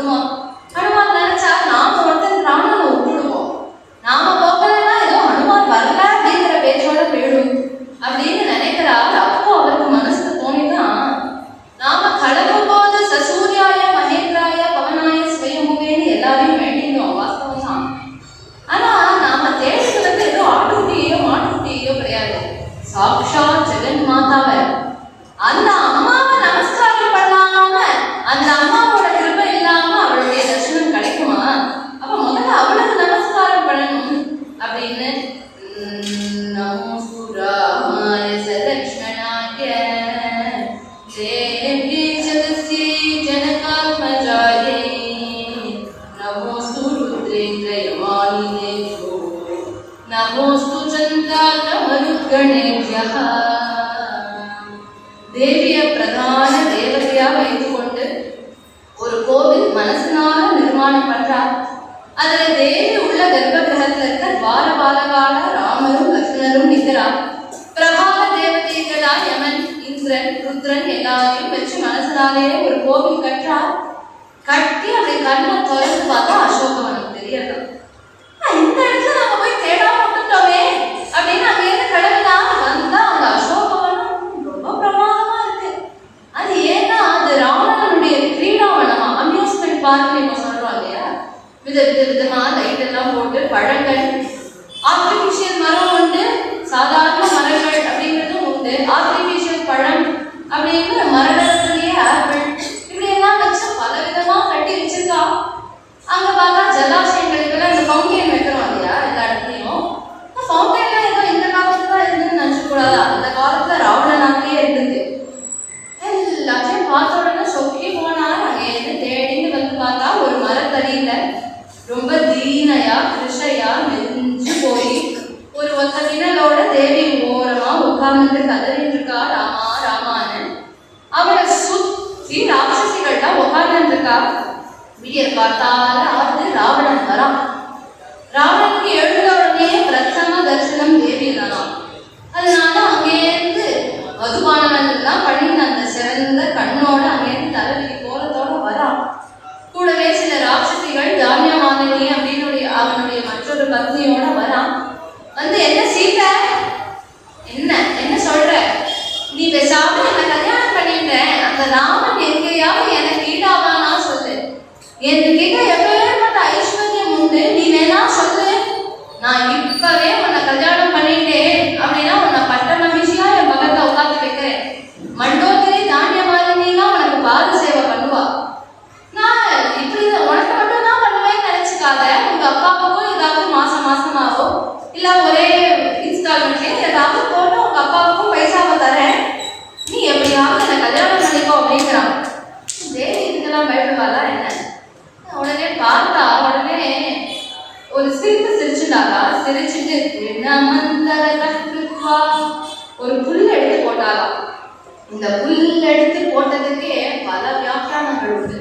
அதுல சிலதை நாம இன்றைய தினம் பார்க்கலாம். புல் எடுத்து போட்டாலே எதுக்கு புல் எடுத்து போடுறா அப்படின்னா, தான் அப்பேற்பட்ட கோஷா நியமம் உள்ள ஒரு ஸ்திரீ, அப்பேற்பட்ட நான் நீயாவது ஒரு பரபுருஷன் வந்து நிக்கிற, உனக்கும் எனக்கும் நடுவுல ஒரு திற வேண்டாமாப்பா, அதுக்காக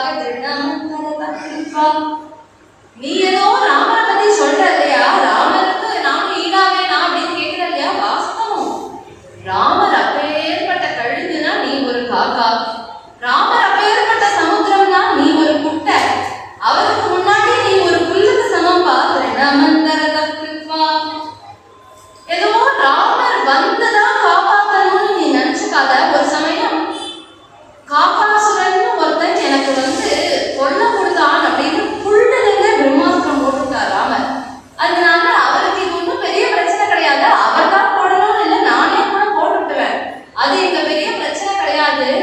அன்றைய தினம் பிரகலாதனை காப்பாற்றுறதுக்கு ஸ்தம்பத்திலேருந்து வந்தாங்க இல்லையா, அவர் இன்னைக்கு புல்லுலேருந்து வந்துடுவார். அதனால நீ ஏதோ உன்கிட்ட இருக்கிற ஐஸ்வர்யத்தை கொண்டு வந்து கொட்டாங்கிறியே, நான் எப்பேற்பட்ட மகாலட்சுமி, எனக்கு முன்னாடி உன்னுடைய ஐஸ்வர்யம் ஏதோ நீ கொடுக்குற பைசாவை நாம தொங்க போட்டு ஜனத்தை வாங்கிவாங்க நீ நினைக்கிறியா? அவர் எப்பேற்பட்ட ஞானி, எப்பேற்பட்ட கர்மயோகி, எப்பேற்பட்ட ஞானம் உடையவர். அவர் நீ கொடுக்குற பைசாவை புல் போல நினைப்பார். இப்படி பல வியாபாரம்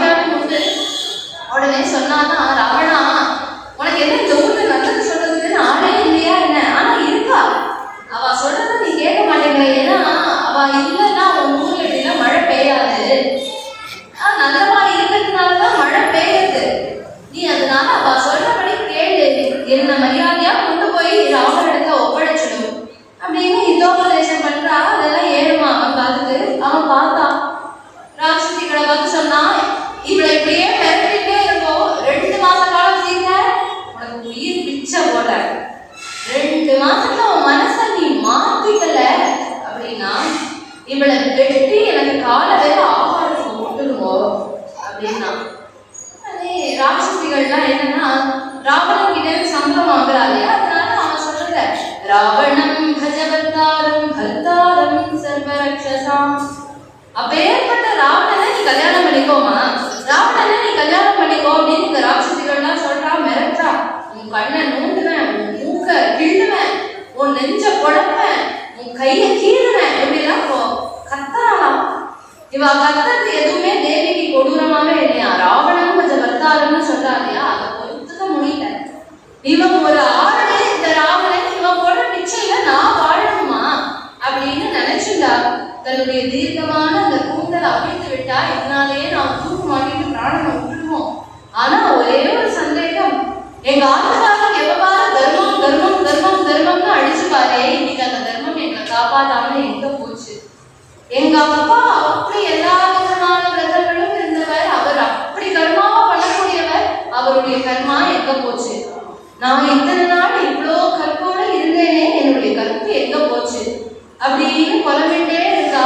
இப்படி மரத்தினுடைய கிளையில பற்றாலாம். கேட்டா இல்லையா அந்த தர்மம் எங்க போச்சுன்னு. அந்த தர்மம் ஹனுமானை கொண்டு வந்து அதே மரத்து மேல உட்காந்து வச்சிருக்கான். இவன் இப்படி போகும் பொழுது ஹனுமான் பார்த்தா, நாம எங்கேயும் குழுகுதிச்சோன்னு வச்சுக்கோமே, பயந்து விடுவாசில்ல.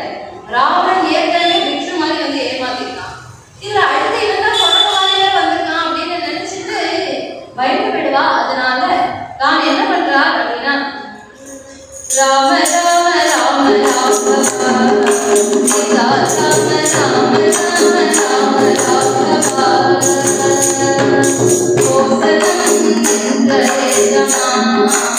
அந்த நாடு புகழ்ந்து புகழ்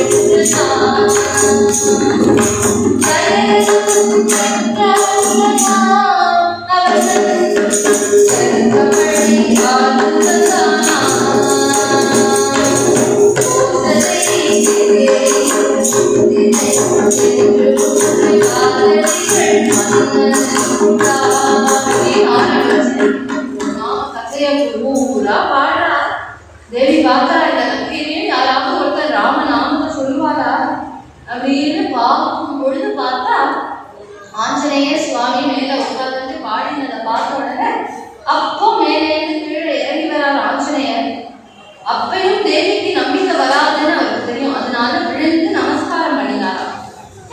பாடு பாடாத இதுல வராத நம்பிக்கை என்ன நமஸ்காரம் பண்றதுனால வந்துட போகுது அப்படின்னா, ராவணனுக்கு ஒரு ஈகோ உண்டு. சன்னியாசியா வந்தா கூட அவன் ஒரு நாளைக்கும் தேவி கிட்ட கழிஞ்சு இப்படி கையெல்லாம் கூப்பிலாம் பேசல. என்னதுனாலும் அவனுக்கு ரொம்ப ஈகோ பட்டு அவன் நமஸ்காரம் பண்ண மாட்டான். அதனால எப்ப இவர் நமஸ்காரம் பண்றாரோ இவர் கண்டிப்பா ராவணன் கிடையாது அப்படின்னு புரிஞ்சுட்டாரு. இப்படி புரிஞ்சுட்ட உடனே ராமனுடைய அந்த மோதிரத்தை ராமநாமாங்கிலம் சேதம் பஷ்ய தேவி அங்குலியகம், இப்படி அந்த மோதிரத்தை நீக்கினா.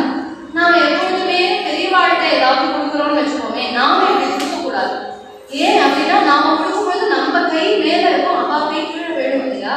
அதனால தான் இப்படி காட்டுறார் அந்த மோதிரத்தை. தேவி அதை எடுத்து பார்க்கிறா, அதுல ராமநாமம் பொறிச்சிருக்கு. அதை பார்த்த உடனே ரொம்ப சந்தோஷப்பட்டு அங்கே ஹனுமான் கிட்ட பேசுறாரு. இது போல ராமர் எப்படி இருக்கார் அப்படின்னு உடனே ராமரை பத்தி வர்ணிக்கிறார். ராமர் அங்கே சீதை சீதைன்னு புலம்பிட்டு இருக்காரம்மா. அவர் இந்த சேகத்துக்கு ஏதாவது முயற்சி பண்றாரா? முயற்சி பண்றாராவா? அவர் முயற்சி இல்லாம நான் எப்படிமா இங்க வந்து நிற்பேன்? எனக்கு ஏது 100 யோசனை தூரம் சமுத்திரத்தை தாண்டறதுக்கு பலம். அவர் முயற்சி, நான் இங்க வந்து நிக்கிறேமா. நீங்க இப்ப சொல்லுவோம், நான் உங்களுடைய தோள்லையே எழுத்தருளை பண்ணி கொண்டு போய் பகவான் பக்கத்துல உட்காந்து சொல்றேன். சீத்த உடனே உண்மையாவே பிடிக்காத என்ன சொல்லணும், அனுமதியிலே என்னை காப்பாற்றுறதுக்கு நீங்க வந்தே, ரொம்ப சந்தோஷம், வாங்க இப்பவே என்னை ஏற்றிட்டு கிளம்புவோ, நான் உங்களோட வரேன், என்னை எப்படியாவது இங்கேருந்து அழைச்சிட்டு வரணும்னு சொல்லணுமா வேண்டாமா? இந்த இடத்துல தேவி சொல்றா, அப்பா நீ என்ன என்னை இங்கேருந்து கூட்டிட்டு போறது, நான்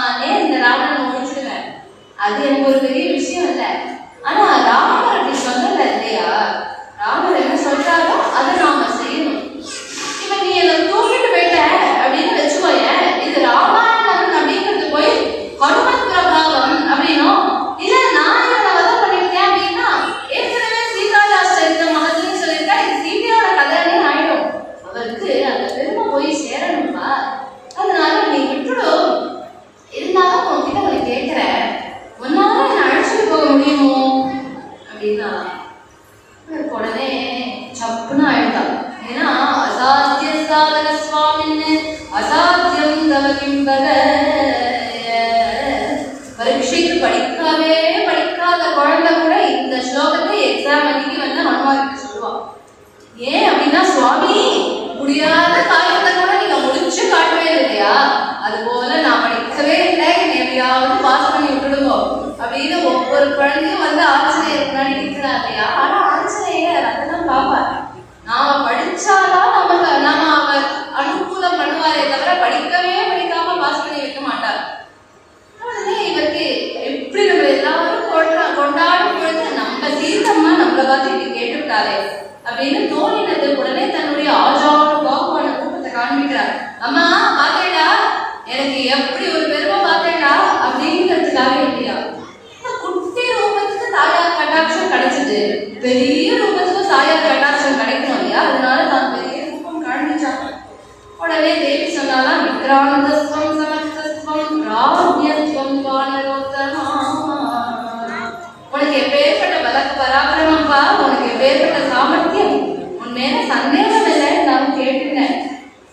எப்போ நீ இங்க என்ன பார்க்கறதுக்கு வந்திருக்கியோ இது நம்பாக மாறி, அதனால நீ இந்த விஸ்ராந்தி எடுத்துட்டு போகிறதுக்கு முன்னாடி இந்த சூடாமணி வாங்கிக்கோவா, இதை கொண்டு போய் ராமன் கிட்ட கொடுத்துட்டு சூடாமணியை கொடுக்குறா.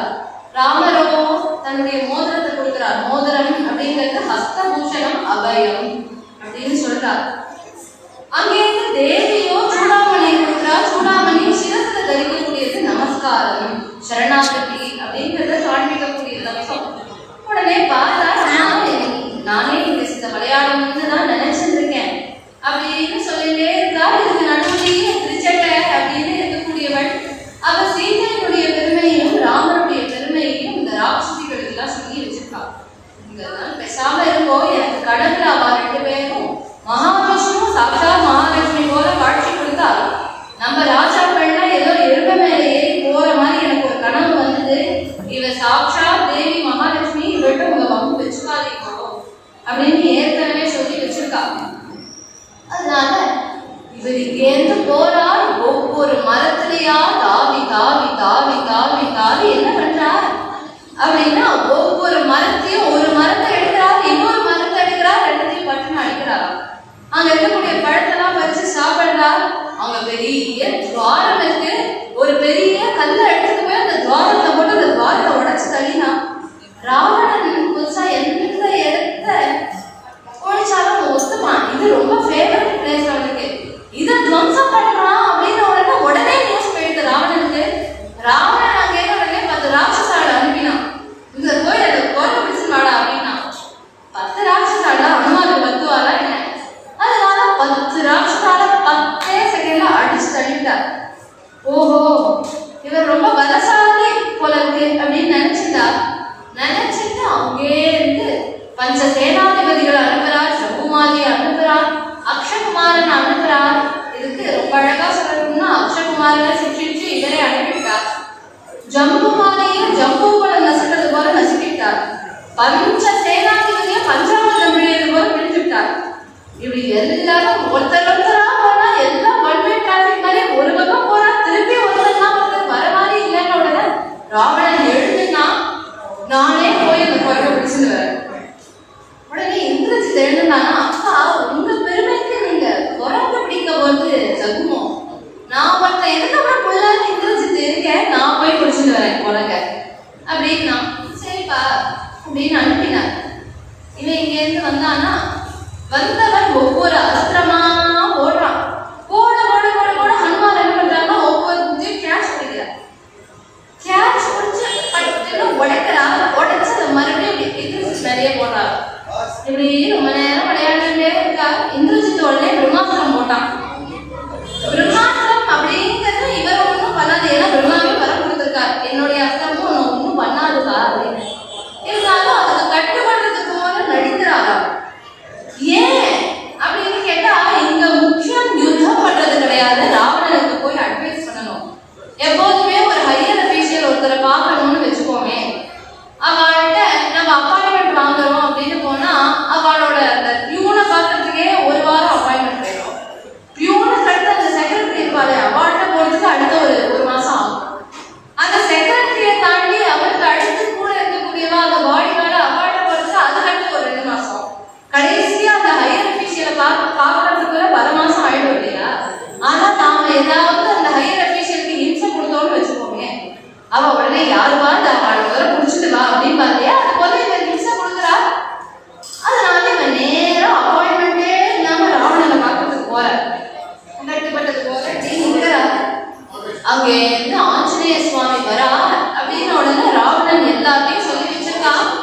உங்க எல்லாருக்கும் முக்கியமா ஒண்ணு சொல்லிவிடுறேன்.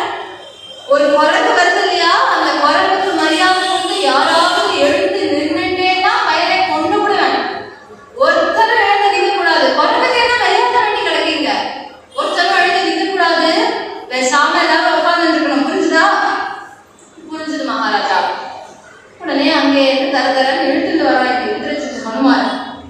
இழுத்துட்டு வந்தோடனே ராவணன் இருக்கிறாங்க, சீதா உட்கார்ந்து இருக்கான். அப்படி பார்க்க ராவணன் தினேஷ பகவான் நந்தி, இவர் என்ன நந்தி பகவான் எழுந்து வந்துட்டாரா அப்படின்னு இவன் பார்த்தா இவன் முதல்ல சீட்ல எழுதுட்டான். ராவணனே சீட்ல எழுதுட்டான் அப்படின்னு உடனே இவன்லாம் கேட்பானே, எல்லாரும் எழுதுட்டா, சபையில எழுந்து நிற்கிறா, எல்லாரும் கை கூப்பிச்சு நிற்கிறா, ராவணனே கை கூப்பிட்டு நிற்கிறான். இவர் என்ன சாட்சாத் நந்திகேஸ்வரரா? இல்ல இவர் யாரு? ஸ்வயம் சிவபெருமானா வந்துட்டாரா? இல்ல இவரை சித்த பார்த்தா யமதூதனை போல கூட இருக்கு, யமதூதான் வந்துட்டாரோ அப்படின்னு உடனே பார்த்துட்டே இருக்கான். பார்த்த உடனே சித்த நிதானிச்சுட்டான். ஏண்டா எத்தனை தடவை தலைமாடா அடிச்சுட்டேன், அந்த குரலுக்கு யாரும் எழுந்து நின்றுட்டு மரியாதை கொடுக்க கூடாதுன்னு என்னடா எல்லாரும் எழுந்து நின்று கை கூப்பிட்டு நிற்கிறேன். மகாராஜா தாங்களே கை கூப்பிட்டு தான் நிற்கிறேன். ஓ கையெல்லாம் உதறி விட்டு அந்த கோஷோட தான் உட்காந்துட்டா அப்படின்னா உடனே எல்லாரும் உட்காந்துட்டா. ஹனுமான் அங்கேருந்து வந்தார். அவருக்கு தெரியும் இவன் ஆசனம்லாம் ஒன்றும் போட மாட்டான் அப்படின்னு. தானே உடனே தன்னுடைய பெரிய பால் அதை சுருட்டிட்டு தானே அவனுக்கு ஈக்குவலா ஒரு ஆசனம் போட்டுட்டு அப்படி உட்காந்துட்டாராம். உட்கார்ந்து உடனே சொல்றார், ஜெயத்யதிவனோ ராமஹா லக்ஷ்மணஸ்ச மகாபலஹ ராஜா ஜெயதி சுக்ரீவஹ ராகவேணாமிவாரிதா. அப்பேற்பட்ட ஸ்ரீ ராமச்சந்திர மூர்த்திக்கு ஜெயம், லக்ஷ்மண சுவாமிக்கு ஜெயம், எங்க ராஜா சுக்ரீவன் அவருக்கு ஜெயம் சொன்ன உடனே அவர் பாவம் எதிர்பார்க்கிறார். பக்கத்துல இருக்கிறவங்க ஜெய் போலோ ஸ்ரீ ஆஞ்சநேய சுவாமிக்கு ஜெய் அப்படின்னு சொல்லுவான்னு நினைக்கிறார். யாரும் ஒருத்தரும் ஒன்னும் சொல்லல அப்படின்னு உடனே அவரே தாசோ கோசலேந்திரஸ்ய, நான் தான் வந்திருக்கேன்.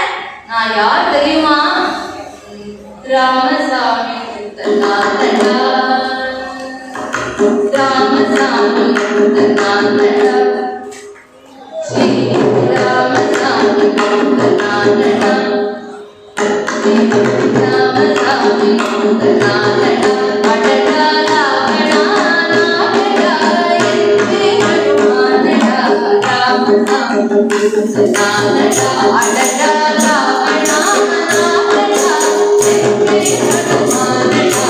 ராமசாமி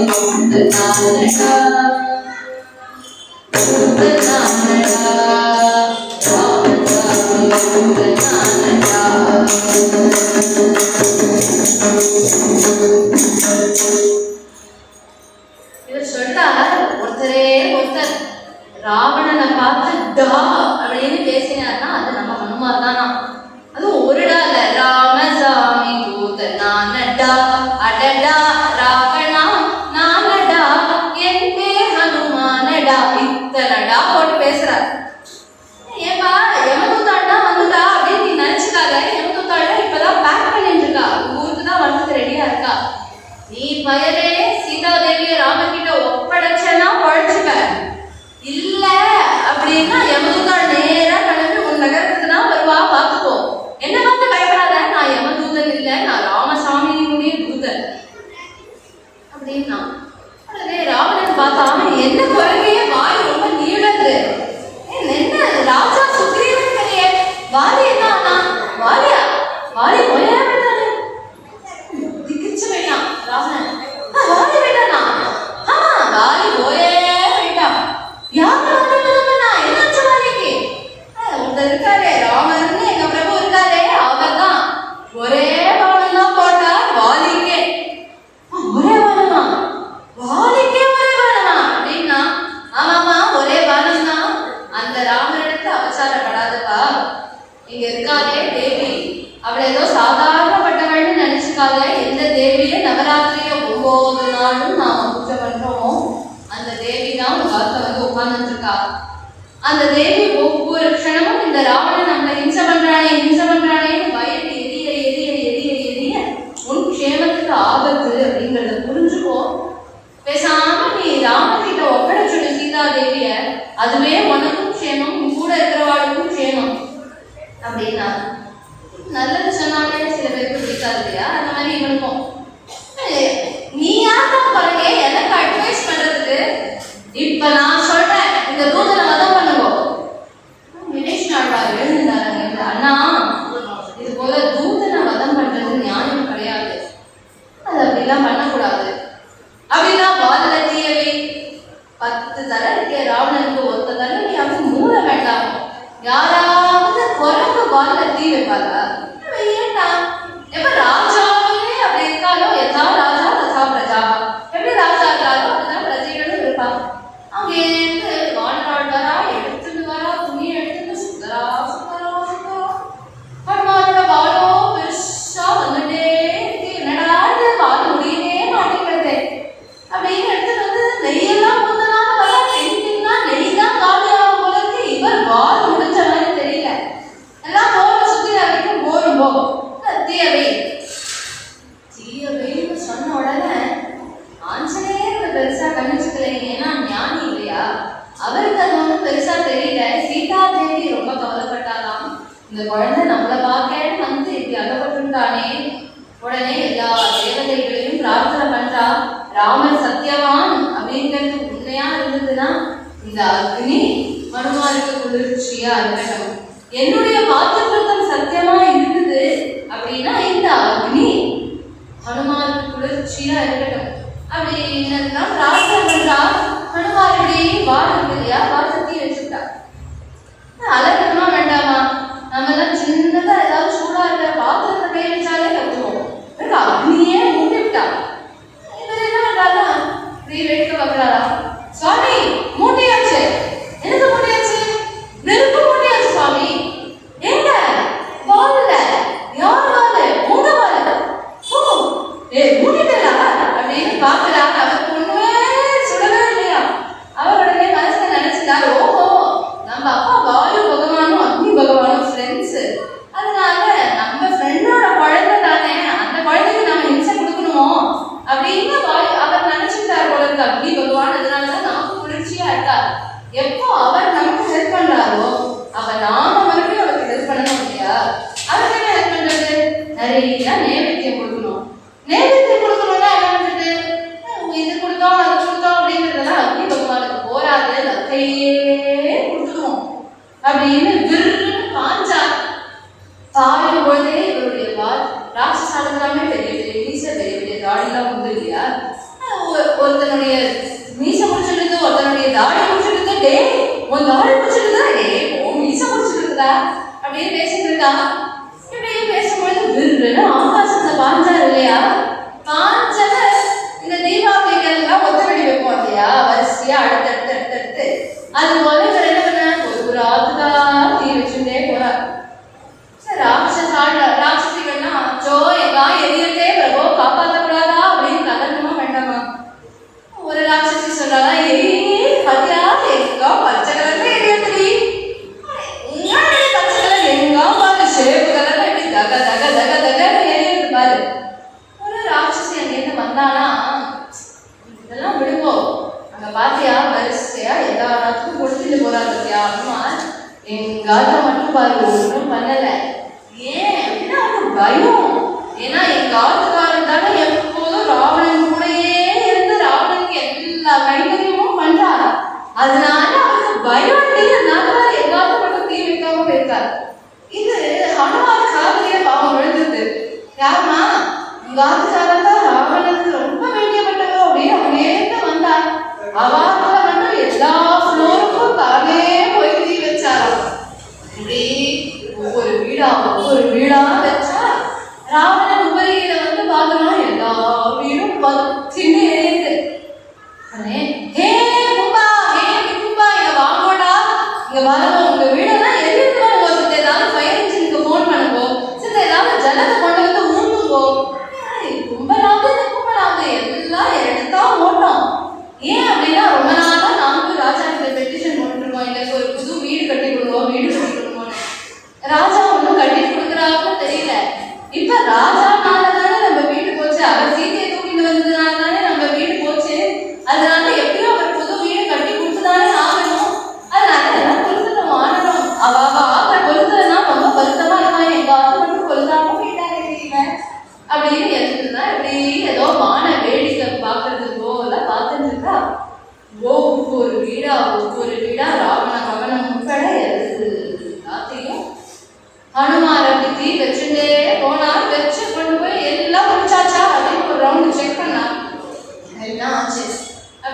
தன்னுடைய வாழை கொண்டு வந்து சமுத்திரத்துல நினைச்சாரா. நினைக்கும் பொழுது அவருக்கு தோணிதான், அடாடாடாடா என்ன ஒரு தப்பு பண்ணிட்டோம், இந்த லங்கைக்கு தெய்வங்களோட வச்சுட்டோமே. இந்த லங்கையில தானே நம்ம சீதா பிராட்டி இருக்கா, அவள் இருக்கக்கூடியதோ அசோகவனம், அங்கேயும் நிறைய மரங்கள் உண்டு, நாம பாட்டு தீ வச்சுட்டே வந்துட்டோமே, தேவிக்கு என்ன ஆச்சோ தெரியலையே அப்படின்னு இவர் ஒரு ஆவேசத்தை எழுந்து கிளம்பும் பொழுது அங்க சாரணர்கள் அப்படின்னு 4 பேர் பேசிட்டே வரலாம்.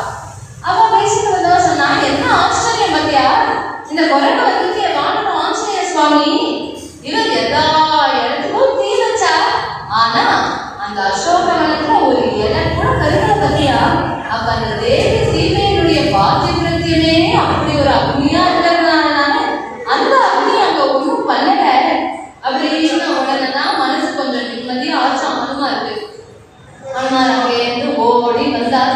சீதா பிராட்டிகிட்ட வந்து தேவியை நமஸ்காரம் பண்ணிட்டு, அம்மா நான் உத்தரவை வாங்கிக்கிறேன்மா அப்படின்னு உடனே தேவி ஆசீர்வாதம் பண்ணி அனுப்புறா. மறுபடியும் இங்கே சுவேர பர்வதத்திலே ஏறி அங்கே இருந்து ராமர்கிட்ட வரணும் அப்படின்னு வந்து மகேந்திர பர்வதத்தை குதிக்கிறார்.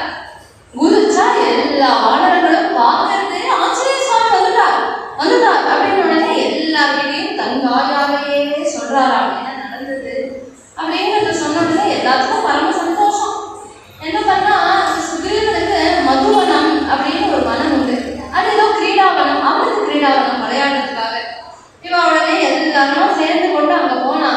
நமக்கு எல்லாம் ஒரு காரியத்தை சாப்பிட்டுட்டோம் அப்படின்னா ட்ரீட் வைக்கணும்னு இப்ப சொல்றா இல்லையா, ஆனா ராமாயண காலத்திலே ட்ரீட் வைக்கிறதெல்லாம் உண்டு. அதனால போனா, போய் மதுவனத்தையே வம்சம் பண்ணாராம். அங்க இருக்கக்கூடிய பழத்தெல்லாம் சாப்பிட்டா, மதுபானம் பண்ணினா, எல்லாம் சந்தோஷத்துல மரத்துல தலைகீழ் நின்று குரங்கெல்லாம் அப்படின்னு எல்லாத்துக்கும் பாட்டெல்லாம் வேற வருது. எல்லாம் பாடிட்டு ஒண்ணு தலைகீழ நிக்கிறது, ஒண்ணு இப்படி எட்டி பார்க்கறது, ஒண்ணு அப்படி எட்டி பார்க்கறது, ஒண்ணு குடிச்சுக்கிட்டு ஆடுறது, இப்படி எல்லாம் ஒவ்வொன்றும் ஒவ்வொரு திசையில இருக்கிறத தத்திமுகன் அப்படின்னு அந்த மதுவனத்தினுடைய காவலாளர் சுக்ரீவனுடைய மாமா அவர் பார்த்தார். இப்படி தூக்கி அடிக்கிறதே அப்படின்னு பார்க்கிறார். ஆஞ்சநேய சுவாமியினால பார்க்க போனா காரியத்தை சாதிச்சுட்டு வந்தார். இவர் என்ன பண்றார் அப்படின்னா, ஓரமா நின்றுட்டு நீங்க எல்லாம் முடிச்சுட்டு வாங்கோப்பா, வார்த்தையெல்லாம் முடிச்சுட்டு வாங்கோ, ராமரை பார்க்க போலாம் அப்படின்னு இவர் பாட்டுக்கு ஓரமா நிற்கிறார். உடனே இந்த ததிமுகன் என்ன பண்ணா, அங்கேருந்து ஓடி போய் சுக்ரீவன், மகாராஜா இந்த தெற்கு திசை போனாலே ஒரு குரூப் ரொம்ப அட்டூழியா பண்றா மதுவனத்துல வந்து, அதனால நீங்க அவளை கூப்பிட்டு வர்றதுக்கு ஆணை எடுமோ, இல்லைன்னா மதுவனமே காலி ஆயிடும். சரி நான் வர சொன்னேன்னு எல்லாரையும் வர சொல்லு அப்படின்னா சுக்ரீவனுக்கு புரிஞ்சுட்டு, ஹனுமான் தான் தரிசனம் பண்ணியிருப்பார் சீதா பிராட்டிய அப்படின்னு புரிஞ்சுட்டு எல்லாம் கேட்டு ததிமுகன் வந்தான். சுக்ரீவ மகாராஜா அவங்க எல்லாரையும் கூப்பிடுறாங்க. எல்லாம் தலைகிற தொழில ஆடிட்டு தானே இருக்குது, எல்லாம் கவனிச்சுட்டு எல்லாம் என்னமோ வாயில போட்டுட்டு அந்த ஸ்மெல் எல்லாம் எதுவும் வராம ட்ரெஸ் எல்லாம் ஒழுங்கா போட்டுட்டு எல்லாம் கை கட்டி வாய் ஊற்றி வாழெல்லாம் சுருட்டின்னு வந்து இப்படி சமத்தா வராங்க. காரியத்தை சாதிச்சவர் என்னமோ ஹனுமான் தான், அவர் பின்னாடி கடைசியில வரா. இவா எல்லாரும் இப்படி முன்னாடி வர சுக்ரீவன் பார்த்து கேட்கிறா, என்னவா என்ன ஆச்சு அப்படின்ற உடனே எல்லாரும் இவாளுக்கு என்ன விஷயம் தெரியும், இவா இப்படி ஓரமா நவுந்தா அங்கேருந்து ஹனுமான் முன்னாடி வந்த உடனே சீதையை கண்டேன் அப்படின்னு சொல்லணும் இல்லையா, சீதையை அப்படின்னு சொல்லி ஒரு பாஸ் கொடுத்தாருன்னு வச்சுக்கோங்க. அந்த ஒரு செகண்ட்ல ராமருக்கு டென்ஷன் ஆயிடுமா, பார்த்தாரா தெரியலையே, பார்க்கலையான்னு தெரியலையே அப்படின்னு டென்ஷன் ஆயிடும். அப்படிங்கிறதுனால கண்டேன் கண்டேன் கண்டேன் சீதை கண்டேன்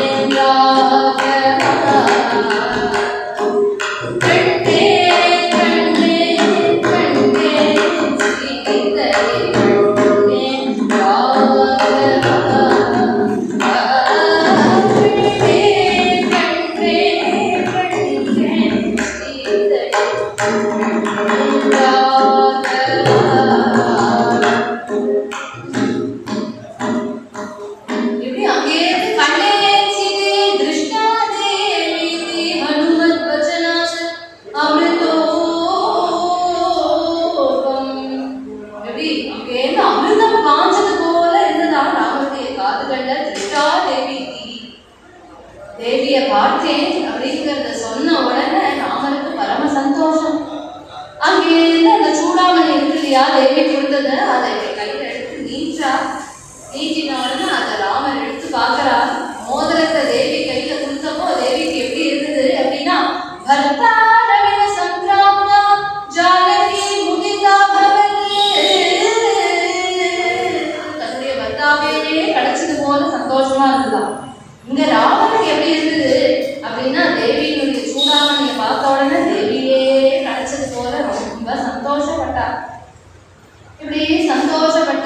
ஹனுமாரை பார்த்து, ஹனுமன்னு எப்பேற்பட்ட ஒரு உபகாரம் நீங்க எனக்கு பண்ணிருக்கேன், இந்த ஒரு உபகாரத்துக்கு நான் என்ன கைமாறு பண்ணுவேன், இப்படி தீனனா உங்க முன்னாடி நிக்கிறேனே அப்படின்னு யாரோ சாதாரணப்பட்டவர்ல சாட்சாத் ராமச்சந்திரமூர்த்தியே சொல்றா. ராமர் நினைச்சார் அப்படின்னா வானர ராஜ்யம் எல்லாத்தையும் எடுத்து சுக்ரீவன்ட்ட சொல்லி, சுக்ரீவா இது எல்லாத்தையும் ஆஞ்சநேயர்கிட்ட கொடுக்கலான்னு இருக்கேப்பா அப்படின்னா அவனே உடனே ஓகேன்றுவான். ஏன்னா தன்னோட ஆஞ்சநேயர் நன்னா பார்த்துவான்னு அவனுக்கு தெரியும். அதுவும் பண்ணலாம். இல்லையா, தன்னுடைய அப்பாவுடைய பித்ரு பைதாமகமான ராஜ்யம் அயோத்தியாவே உனக்கு கொடுத்தேன்பா அப்படின்னு சொல்லலாம். அதுவும் இல்லையா, தானே ஸ்வயம் ஈஸ்வரனா இருக்கிறதுனால வைகுண்டத்தையே கொடுத்தேன்பா உனக்கு அப்படின்னு சொல்லலாம். ஆனா இது எது கொடுத்தாலும் ஹனுமான் சொன்ன அந்த கண்டேன் சீதையை அப்படிங்கிற வார்த்தைக்கு ஈடாயிடுமா என்ன? அதனால பெரிய பாறையில வீராசனம் போட்டுக்கொண்டு உட்கார்ந்து ராமச்சந்திர பிரபு அங்க இருந்து எழுந்துட்டு வந்து ஹனுமன்னு அப்படின்னு ஒரு ஆலிங்கனம் பண்ணிட்டாரா. இப்படி கையை கோர்த்து ஆலிங்கனம் பண்ணிட்டு இருக்கா ராமர். ஆஞ்சநேயர் பார்த்தா, இதுதான் நமக்கு சான்ஸ், இதுக்கப்புறம் இப்படி ஒரு சான்ஸ் கிடைக்குமான்னு தெரியாதுன்னு அவர் கட்சியில ஆலிங்கனம் பண்ணிட்டாரா. அவர் அப்படி கையை கோர்த்து இருக்காரா. இவ என்ன அப்படின்னா ஹனுமானுடைய கைக்குள்ள ராமர் இருக்கார். ராமர் இப்ப நமக்கு கிடைக்கணும்னு வச்சுக்கோமே, ராமனுடைய கிருபை கிடைக்கணும்னு வச்சுக்கோமே, அது ஹனுமாரா பார்த்து கொடுத்தாதான் உண்டே தவிர ஹனுமார் கொடுக்காம ராமபிரான் நமக்கு கிடைக்க மாட்டார் அப்படிங்கறத இதன் மூலமா காண்பிக்கிறார். பரமாலிங்கனம் பண்ணிட்டார். உடனே ஹனுமான் சொன்னார், ஆமா ஆமா என்னுடைய பராக்கிரமத்துக்கு நீங்க உங்களால பாவம் கொடுக்க முடியாதுதான் அப்படின்னு சொல்லணும் இல்லையா, நாமளும் அப்படிதான் சொல்லுவோம். ஆஞ்சநேய சுவாமி சொன்னார், பகவானே இது உங்களுடைய ஏதோ ஒரு பராக்கிரமம், இத்தனை கோடி வானரால் உங்களுக்கு இருக்கா, இவாளுக்கு யாருக்கு நீங்க இந்த மோதிரத்தை கொடுத்து அனுப்பியிருந்தேன்னாலும் அவ தேவியை பார்த்திருப்பா. ஆனா எங்க எல்லாருக்கும் ஒரே அருமையான பிரபு நீங்க தானே இருக்கேன், நீங்க கிடைச்சதுதான் எங்களுக்கு அருமையை தவிர என்ன போல தாசன்கள் உங்களுக்கு 1000 பேர் கிடைப்பா அப்படின்னு சொன்னாராம். சொல்லி உடனே சொல்றா, நீங்க கவலைப்படாதீங்கோ, அப்பேற்பட்ட தேவிய நீங்க ராவணனை வதம் பண்ணி தேவியை அழைச்சிட்டு அயோத்திக்கு போய் பட்டாபிஷேகம் பண்ணிட்டு சௌக்கியமா இருப்பேன் அப்படின்னு ஹனுமான் சொல்றா. இந்த சுந்தரகாண்டத்துக்கு என்ன ஒரு பெரிய விசேஷம் அப்படின்னா, சீதை கிட்ட பாலகாண்டத்திலேருந்து கிருஷ்ணிகா காண்டம் வரைக்கும் பாடிட்டார். அங்கேருந்து ராமன் கிட்ட வந்து நீங்க பட்டாபிஷேகம் பண்ணிட்டு சௌக்கியமா இருக்க போதே அப்படிங்கிறது சொல்லிட்டார். எல்லாத்தையும் சேர்த்து வச்சு பார்த்தா ராமாயணமும் இந்த சுந்தரகாண்டத்திலேயே வந்துடுறது இல்லையா, அதுவும் ஒரு பெரிய ஆச்சரியம். இந்த சுந்தரகாண்டத்துல நம்ம எல்லோருக்கும் என்ன ஒரு பெரிய பாக்கியம் அப்படின்னா, இன்றைய தினம் குருவாரம் வியாழக்கிழமையில அப்பேற்பட்ட லோகத்துக்கே ஜெகத் குருவா இருக்கக்கூடிய ஹனுமன் சமேத குருனா என்று சொல்லக்கூடிய அப்பேற்பட்ட ஹனுமாருடைய வைபவத்தை இந்த சுந்தரகாண்டத்தின் மூலமா அனுபவிக்கக்கூடிய பெரிய பாக்கியம் கிடைச்சது. இன்றைய தினம் நாம ராமாயணத்தை பாடி இன்றைய தின சத்சங்கத்தை பூர்த்தி பண்ணலாம்.